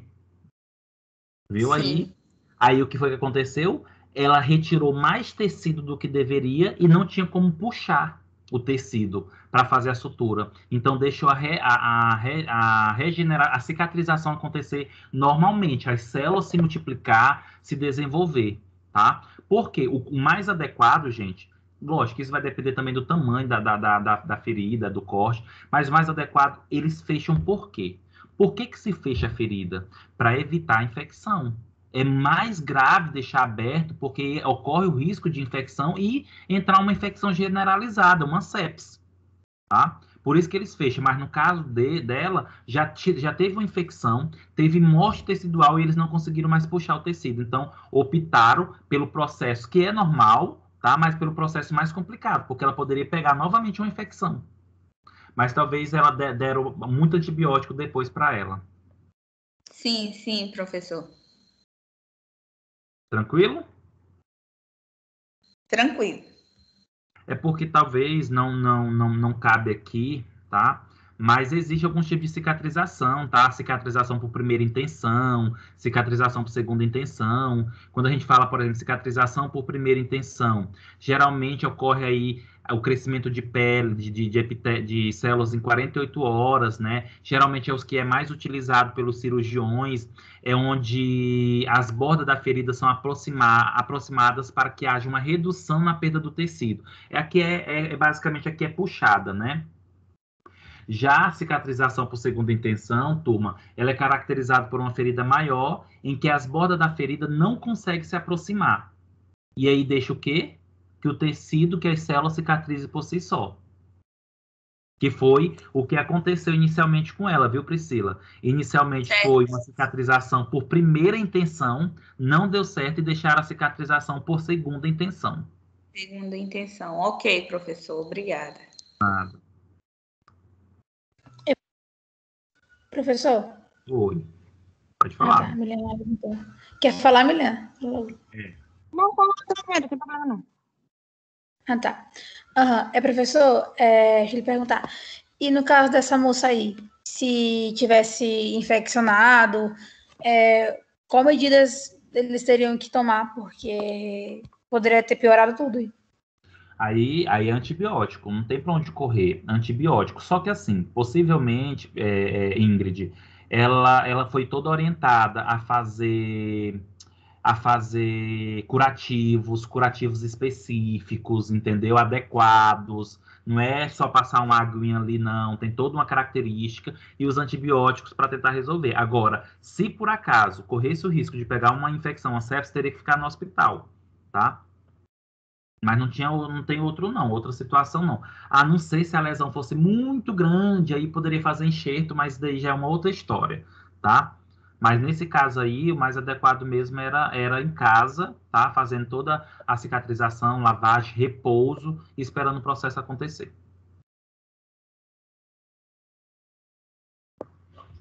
Milena, gostaria de falar? Oi. Sim. Voltando aqui à parte da cesárea, né? Como ela falou, da prima dela, enfim. Eu fiquei nessa mesma situação, só que no meu caso não teve essa questão da necrose, não ficou preto, né?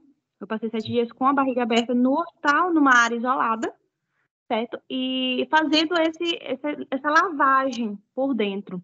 E eu acho que, assim, depois de um tempo, eu fiz, né, cirurgia, sutura, tudo, e a cicatriz, ela ficou muito avermelhada durante muito tempo. Não sei se por quê. Quando eu fiz a primeira vez, né, quando foi retirado o bebê, enfim, foi colado, né, e depois ele costurou, fez a sutura normal, né, e aí, muito tempo, passei o quê? 2 anos, foi 2 anos para mim perceber que a coloração da cicatriz mudou. Por que isso acontece, professor? Hoje em dia, a coloração da cicatriz ela é totalmente da cor da pele, não tem mais avermelhação, mas eu não tenho sensibilidade nenhuma, mas anteriormente eu assisti durante muito tempo a sensibilidade. E Milena, possivelmente é a maturação final, tá? Pode demorar de indivíduo para indivíduo, do corte, da maneira com que foi feito. As suas células, o teu tecido, de certo modo, ele demorou para ocorrer o processo final mesmo, tá? E pode demorar tempo mesmo, isso vai depender do tipo do local. Quando eu for falar de queloide, hipertrofia, eu vou falar para vocês que tem locais que demoram-se muito mais tempo para ter a finalização, tá? Entendi, pode obrigada. demorar anos, né, professor? Muito, muito. Pode demorar muito tempo mesmo, anos em relação a isso. Isso demorou muito tempo. Minha filha vai fazer 5 anos. Depois que ela completou 3 anos, que eu fui perceber a diferença da coloração. E eu sempre tive vontade de entender o porquê que mudou assim de uma hora para outra, entendeu? Branca? Hoje em dia ela é branca. Não, tô falando você. Tô falando você. Eu sou branca. Branquinha. Isso. Não é o que a gente chama de pardo, que é o encardido, né?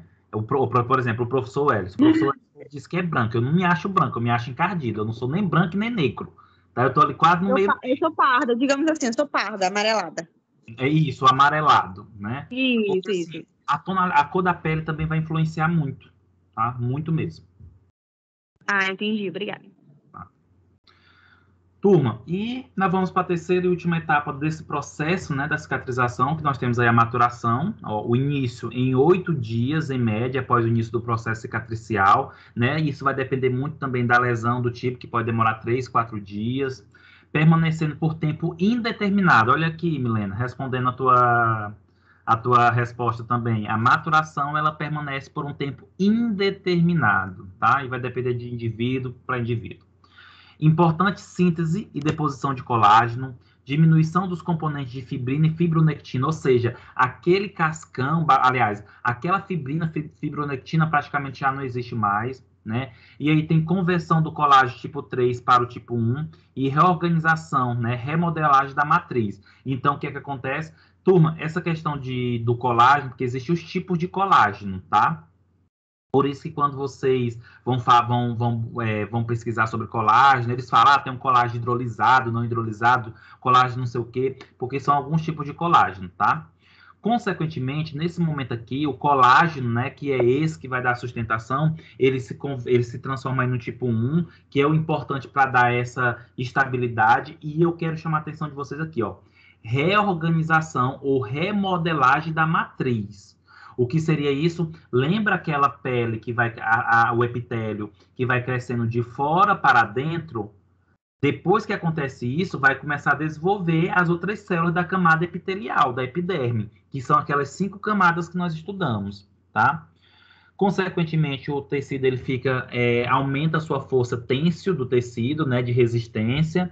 Ainda tem predomínio de citocinas e fatores anti-inflamatórios. Olha que interessante aqui. Na fase de maturação já são produzidas substâncias anti-inflamatórias, ou seja, diminuir a inflamação, não precisa mais da inflamação, tá? E ali nesse processo de maturação tem linfócito T, macrófago e fibroblasto, são os grandes atores para favorecer esse processo de maturação. Tá? Olha só uma ferida aqui cicatrizada, um exemplo, tá? Oi, Bruna. Professor, eu tenho uma dúvida a respeito do consumo de colágeno. Hoje em dia o mercado ele apresenta N formulações, né? Inclusive colágenos em pó ou fórmulas instantâneas que é só adicionar água e você consome. Alguns médicos dermatologistas falam que isso não serve para nada. Alguns outros dizem que tem os tipos de colágeno, como você mencionou, tipo 1, tipo 2, que a gente pode estar consumindo, que entra como um reforço. O ideal seria a gente consumir o quê? Para estar agindo nesse reforço do colágeno da pele. Tá. Bruna, você fez uma pergunta que eu li hoje, é basicamente algo sobre isso, né? Por isso que eu estou aqui até sorrindo. Eu vi isso de uma amiga minha, que é uma farmacêutica esteta, né? Bastante conhecida, manipulação e tudo. E eu achei muito interessante. Foi uma pergunta que fizeram para essa, justamente o que você perguntou, né? Se vale a pena, se não vale, ou se eu estou sendo um palhaço em estar tomando. A resposta dela foi o seguinte: é melhor tomar do que não tomar. Entendi. É melhor tomar do que não tomar. A gente tem uma perda muito grande. Quando a gente toma um colágeno, não significa que aquele colágeno todo ali vai ser usado, vai ser organizado no nosso corpo. A gente vai ter uma perda muito grande.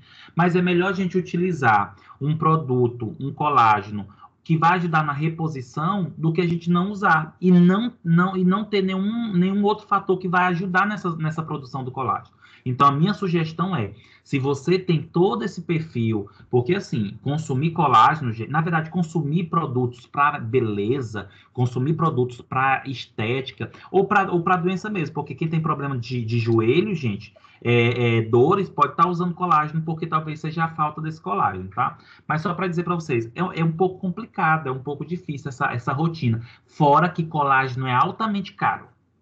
Tá? Sim, tem isso, tipo, tem formulações, por exemplo, a gente compra no mercado naturista, né? E essas outras que são mais indústria farmacêutica, como, por exemplo, essa que eu citei do instantâneo. Sim. E aí, assim, muitos dermatologistas falam que é gato por lebre mesmo, né? Você está pagando caro por um produto que não te resolve nada. E alguns outros defendem as formulações e principalmente os que são de extrato natural. Outra coisa, também tem o uso da vitamina C para ajudar na absorção desse colágeno que é consumido. Isso mesmo. E aí, assim, lembrei que meu médico recomendou, no meu início de processo de perda de peso, o uso de colágeno, né? Colágeno, proteínas, ácido hialurônico, entre outras coisas. Perfeitamente. Eu sou do que apoia. Eu sou do que apoia a usar. Só que eu sou ciente que é caro, eu sou ciente que não tem uma absorção muito boa, se perde muito, tá? Mas o correto é você ver também alguns tipos de colágeno.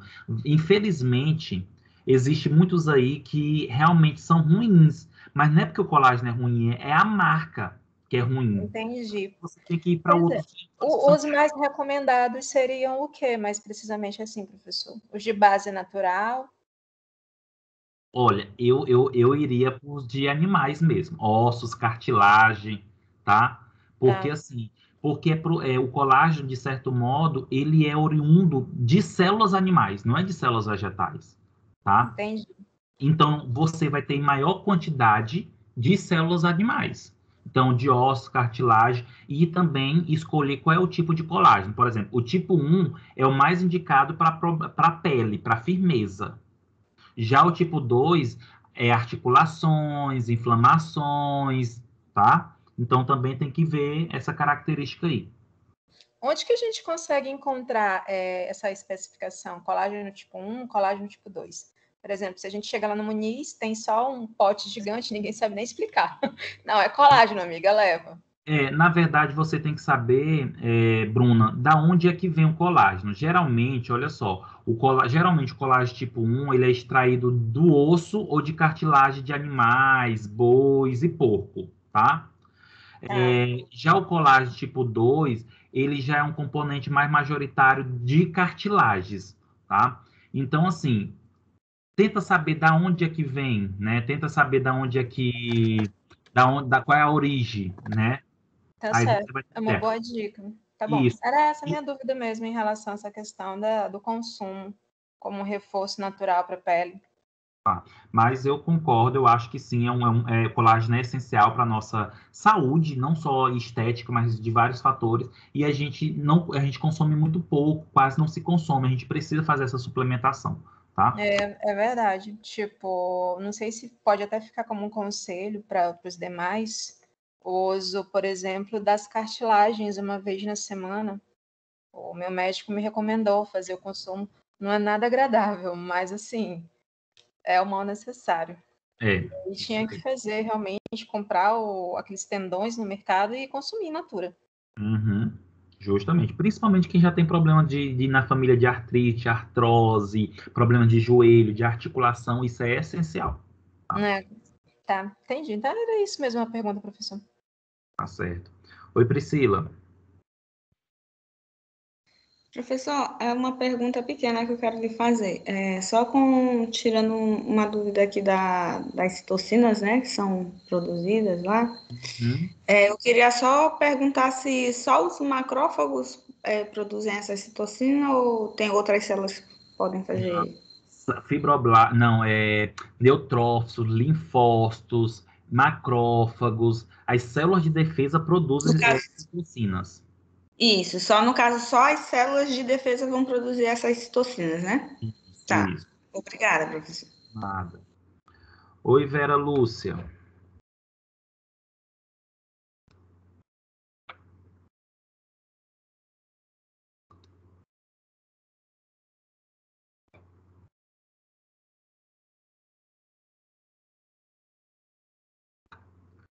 Vera Lúcia gostaria de falar, tá com a mão levantada.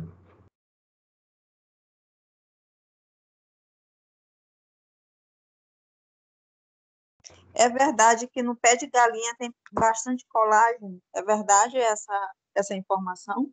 É verdade. Tem muito colágeno. Na verdade, qualquer ossos ou cartilagem de animais é rico em colágeno. Inclusive, a modo de curiosidade, só para vocês terem ideia, existem muitas empresas alimentícias, indústrias alimentícias, como, por exemplo, que faz o abate de frango, que faz o abate, por exemplo, de animal, de boi, de porco, eles pegam os ossos e levam para outra empresa para fazer a trituração e fazer a extração do colágeno, tá?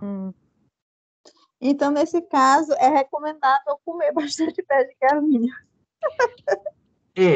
Se você gostar ou se isso não for enjoativo, é recomendado. Mas, na verdade, Vera Lúcia, o que acontece? No pé de galinha no pé de galinha tem colágeno. Só que mesmo você consumindo uma grande quantidade de pé de galinha, que eu sei que não vai, porque a gente não faz isso, sempre vai ficar defeituoso. É melhor a gente ir para suplementação mesmo. Ah, tá. Mas é recomendável que use, né? De vez em quando, né? Sim, sim. Dependendo da idade, o resto da vida, viu? Aham. Ah, tá. E nesse caso, para adquirir mais, ele cozido normal ou feito sopa, alguma coisa assim?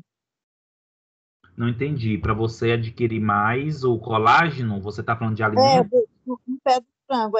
Nesse caso, ele é cozido ou é de qualquer forma? É só cozido mesmo? Não, qualquer forma, frito, cozido, agora vai depender do que seja. Agora, um exemplo, um pé de galinha para você é melhor que seja cozido do que frito, Ah, sim. né? Mas não interfere. Ah, tá. Então tá, professor. Obrigada, tá? Boa Nada. noite. Boa noite. Oi, Elisiane. Professor, no caso daqueles cremes que são colagenase, a base de colagenase, né? Tá baixo o teu áudio. Pode falar mais. Melhorou? Melhorou. Tá, obrigada.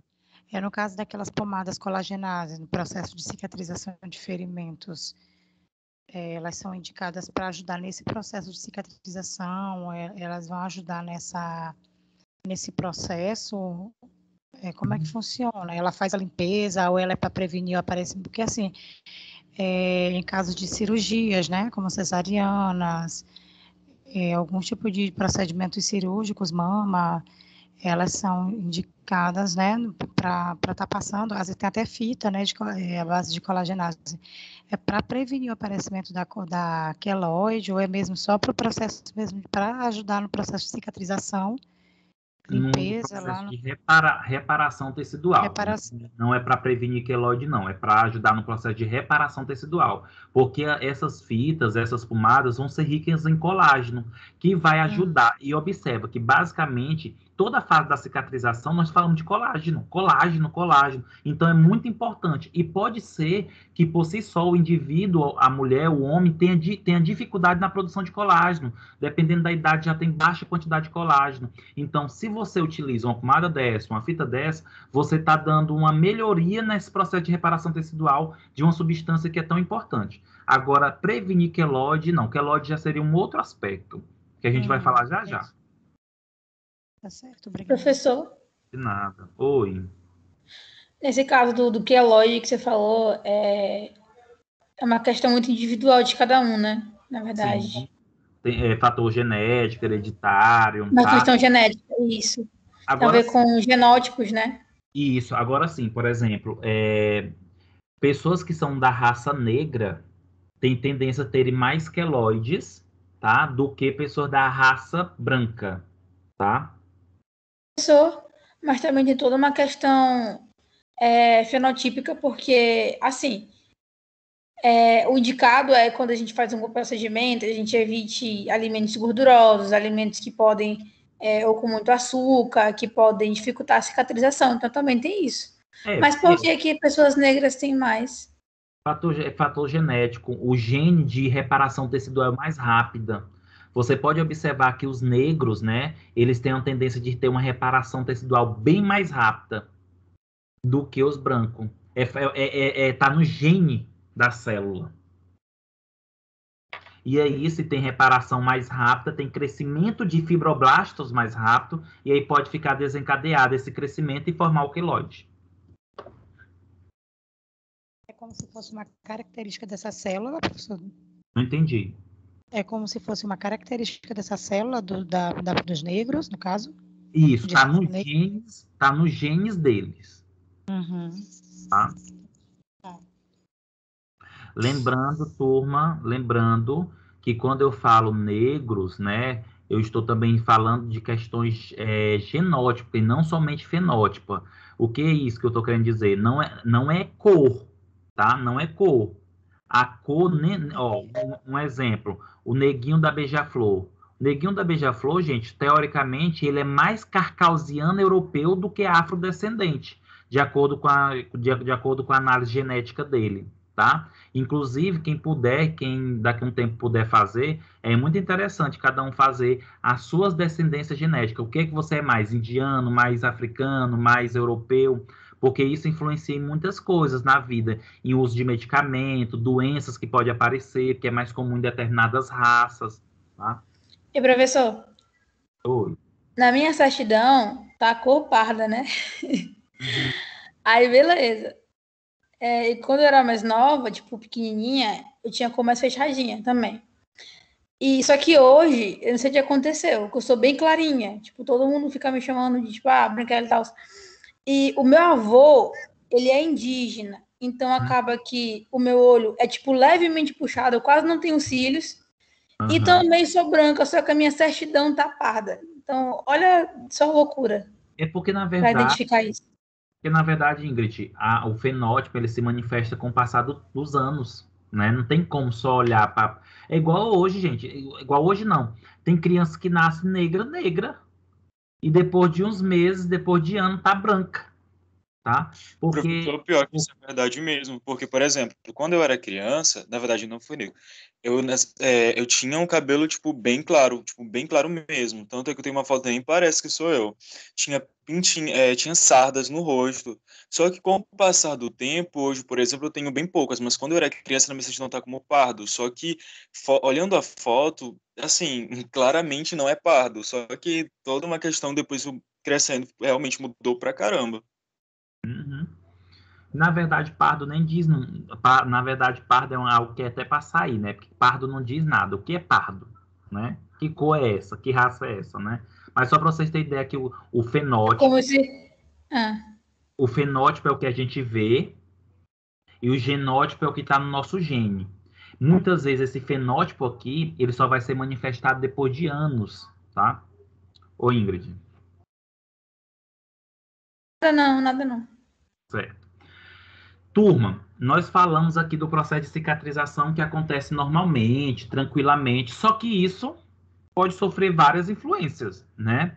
Como fatores locais e fatores gerais, né? Como fatores locais, vascularização das bordas da ferida, se está bem vascularizada ou não, grau de contaminação da ferida, tratamento das feridas, infecção, idade, oxigenação dos tecidos. Gente, os tecidos, olha só, para as células que nós falamos tanto, macrófago, neutrófilo, fibroblasto, etc e tal, elas conseguirem fazer os trabalhos dela, tem que chegar oxigênio para elas, para ter a energia, tá? Então, pessoas que têm uma baixa circulação, pessoas que não têm uma oxigenação dos tecidos, têm dificuldade na cicatrização, nutrição, que nós debatemos muito bem aqui mais cedo, né? De vitaminas, sais minerais, doenças associadas como diabetes, medicamentos, gente, principalmente medicamentos que deixam o sangue mais viscoso, medicamentos que diminuem a circulação sanguínea, medicamentos que diminuem o sistema imunológico, como os corticoides, pode diminuir a cicatrização, tá? E o estado imunológico, que nós já conversamos muito sobre isso, né? Que o estado imunológico baixo também diminui a cicatrização. Olha um exemplo aqui, gente, de uma ferida que está praticamente aí cheia de infecção, né? Pela presença principalmente de pus. A dificuldade que vai ser para ocorrer a cicatrização. Primeiro, gente, vai ter que tratar a infecção, para depois o processo de cicatrização acontecer adequadamente. Turma, vamos lá, né? Para um ponto também mais importante aí para a gente. Ó, vamos imaginar que após a cirurgia, o paciente não tenha tido uma boa cicatrização, acarretando o desenvolvimento de uma cicatriz hipertrófica e queloide. Ou seja, eu estou falando agora de duas situações aqui, hipertrófica e queloide, né? Quando se fala em cicatriz hipertrófica, é diferente de queloide. Eu até vou trazer essa diferença para vocês. E aí eu tenho 3 imagens aqui, de certo modo, né? Nós temos a imagem de uma cicatriz teoricamente normal, né? Nós temos aqui a cicatriz hipertrófica e nós temos o queloide. Olha a diferença da cicatriz hipertrófica para queloide. É na expansão mesmo, tá? É no tamanho. Turma, e o que é queloide, né? É importante nós compreendermos, gente, que o queloide, ele é um crescimento anormal de tecido cicatricial que se forma no local de um traumatismo, corte ou cirurgia de pele, tá? As pessoas, às vezes, confundem, acham que, na verdade, queloide é só quando tem corte. Mas não, turma, qualquer lesão no tecido, qualquer traumatismo pode levar a queloide, como, por exemplo, água quente. Tá? Água quente, fugiu a palavra. Tatuagem, turma. A tatuagem, ela pode levar ao queloide, tá? Por isso que hoje é muito importante, quem deseja fazer tatuagem, né? Quem ainda não fez, não sabe, mas antes de fazer a tatuagem, fazer uma consulta com o dermatologista, fazer um teste, verificar aí o risco ou não de você ter queloide. Imagine só você fazendo uma tatuagem grande, principalmente no braço, e aquela tatuagem virar um queloide. Tá? Turma, e o porquê que acontece o queloide? Porque ocorre perda dos mecanismos de controle que normalmente regula o equilíbrio do reparo e regeneração dos tecidos. Então, simplesmente as células, gente, perdem a percepção de que já está bom. As células perdem a percepção que não precisa mais se multiplicar, não precisa mais se desenvolver. O sistema imunológico continua produzindo fatores estimuladores da cicatrização.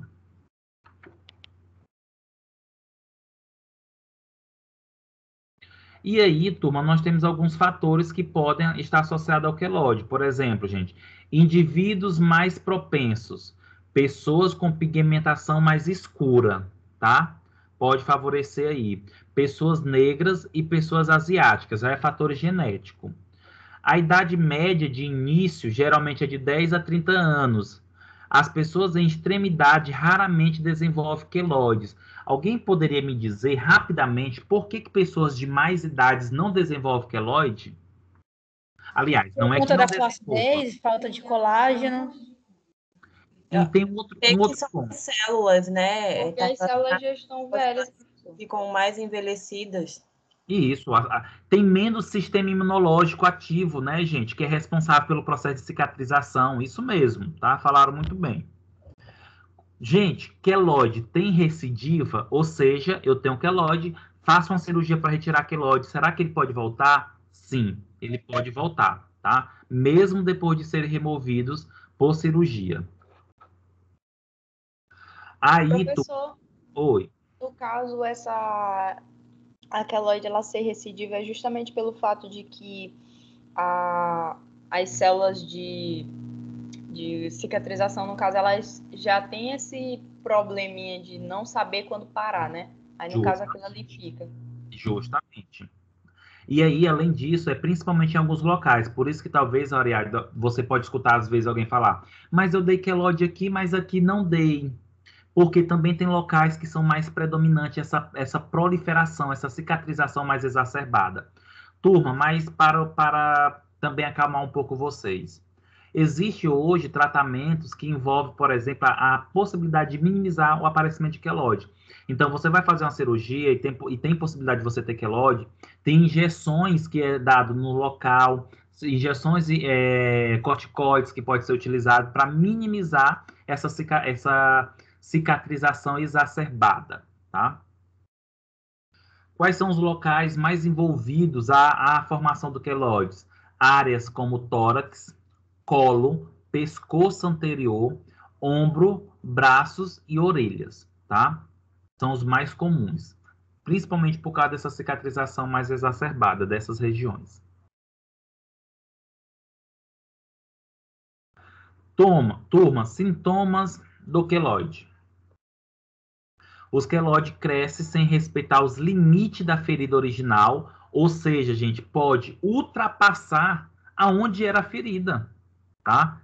Então, tem um ponto ali que era a ferida, pode surgir vários queloides em regiões próximas, tá? Que não é relacionada à ferida, porque é um crescimento exacerbado das células, e aí essas células vão expandindo. O queloide, gente, as pessoas podem se queixar de dor, coceira leve ou sensação de queimação ao redor da cicatriz, tá? A depender do local afetado, também pode ocorrer limitação do movimento ou dor na movimentação. Por quê? Porque o queloide é um tecido fibroso. Se é um tecido fibroso, ele pode ficar mais difícil de ter a contração e relaxamento, tá? E, consequentemente, gente, o queloide leva um desconforto físico e psicológico, principalmente dependendo da região onde se encontra. Turma, se vocês observarem aqui nessa imagem, atrás dessa orelha aqui, né, nesse indivíduo, você pode observar que na orelha tem o queloide, né? Eu tinha um sinal de trás de uma orelha minha, né, de uma das orelhas minhas, aqui do lado direito, e eu fiz a retirada desse sinal porque me incomodava.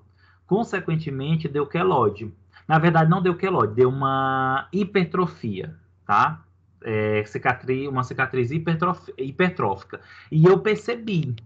Assim que começou a ter o aumento da cicatriz, eu voltei imediatamente na dermatologista que fez a retirada do sinal e ela aplicou várias injeções, né? Eu passei um bom tempo aplicando essas injeções diretamente na ferida, tá? Diretamente na cicatriz hipertrófica para impedir o desenvolvimento aí do queloide.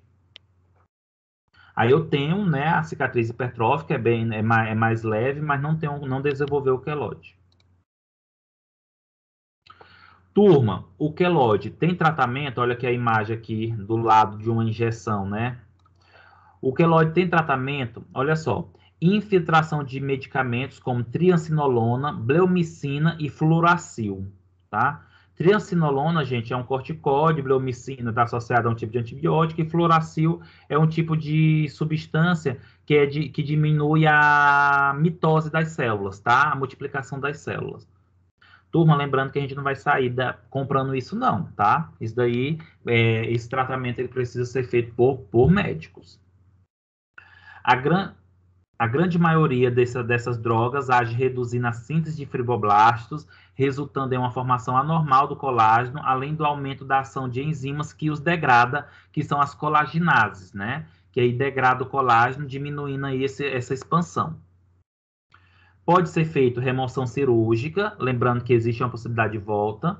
Pode ter compressão, ajuda a diminuir a vascularização e inibir o seu crescimento, tá, turma? Então, quando você tem a possibilidade de desenvolvimento do colágeno, você pode comprimir a região e isso vai diminuir a formação da vascularização, então diminui a migração de células. Pode utilizar folhas de gel de silicone curativo oclusivo de silicone, que pode também diminuir a produção de colágeno, né? Tratamento com laser, que hoje, gente, é um dos mais usados, tá? O tratamento com laser é um dos mais usados. Crioterapia, que está associada aí ao frio. Tratamentos isolados de radiação. E, na grande maioria dos casos, os tratamentos são associados para evitar as recidivas. Olha o que é engraçado essa última frase. Geralmente, turma, o tratamento ele é feito após uma remoção. Por quê? Porque na primeira vez que acontece, a pessoa não percebe, vai aumentando, a pessoa acha que é normal, depois percebe que não é mais normal, tem vergonha de ir atrás, não sabe como agir, e aí aparece o queloide.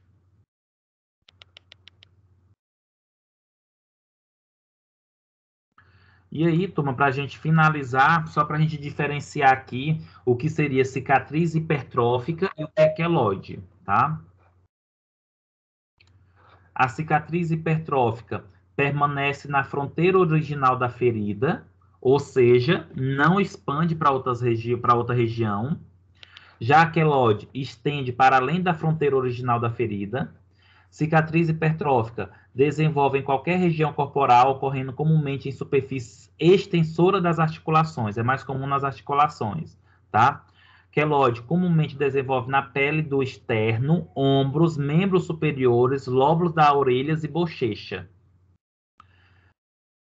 Cicatriz hipertrófica geralmente regride com o tempo, o queloide cresce por anos. Por isso que eu conversei naquela hora, naquela hora que a colega estava falando, que eu me esqueci agora o nome, do brinco.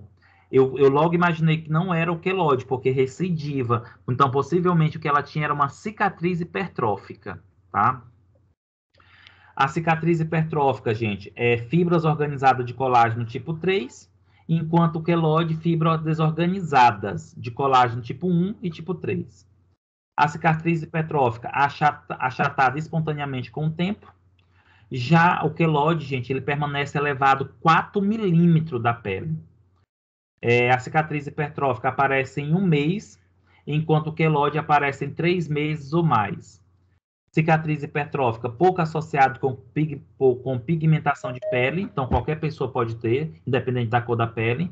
Já o queloide é mais comum em peles escuras. Professor. Oi, Ingrid. É Ingrid aqui. Então, realmente, eu tive a cicatriz hipertrófica, isso me deixa mais tranquilo. Mas, assim, uma dica que você me dá, assim, para quando eu for tentar, né? Porque, tipo, eu até parei porque eu queria... Na época, depois, uns 3 meses depois, eu fui doar sangue para uma pessoa, né?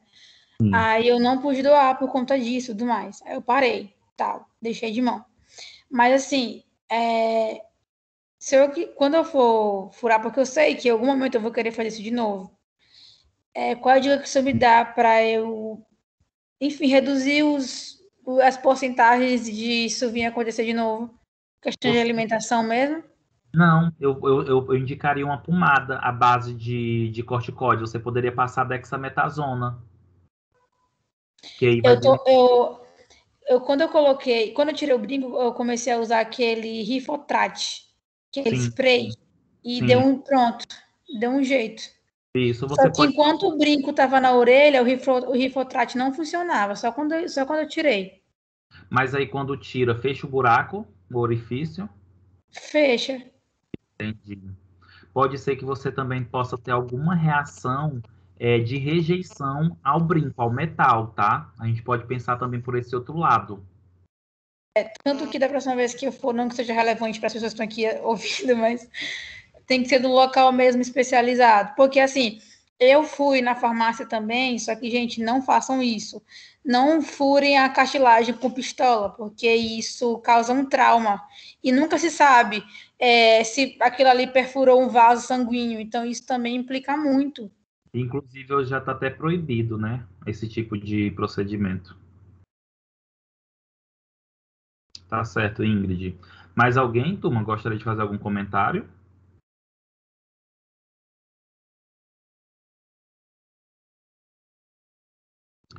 Turma, se ninguém tem mais nenhum comentário, nós encerramos o nosso conteúdo, né? Com mais informações relacionadas à pele e o tecido tegumentar, tá? Gente, não basta querer algo. É necessário se comprometer verdadeiramente com aquilo que se deseja, tá? E assim, eu encerro a noite com vocês, né? Nossa noite de sexta-feira, que sempre é muito proveitosa. E até a próxima semana para aqueles que vão poder fazer a prática, tá? Inclusive, turma, se organizem. Tem grupos que já mandaram mensagem para mim que não vão, que vão fazer aula prática em outro momento comigo, que eu vou marcar. Então, vai ter quem for, literalmente, vai assistir a aula. Só para vocês terem ideia, só para finalizar isso daqui. Existe tanta confusão no grupo, mas só para vocês terem ideia. Na aula online, gente, eu estou com 40 alunos. Aí você vai para a aula prática, na lista tem 80, tem 90. Vocês acham que na online, que é só entrar, não tem os 80, vocês acham que na prática vai ter? Não vai ter, turma, tá? Então é só para vocês ficarem tranquilos. Pois é, professor, é só isso que eu ia perguntar, porque assim, como o senhor disse como você disse que era 20 alunos só, e a gente é da enfermagem, está com mais de 20 na lista lá. Aí, no caso, assim, eles têm que mandar, tipo assim, avisando se realmente vão, né? Porque, tipo assim, se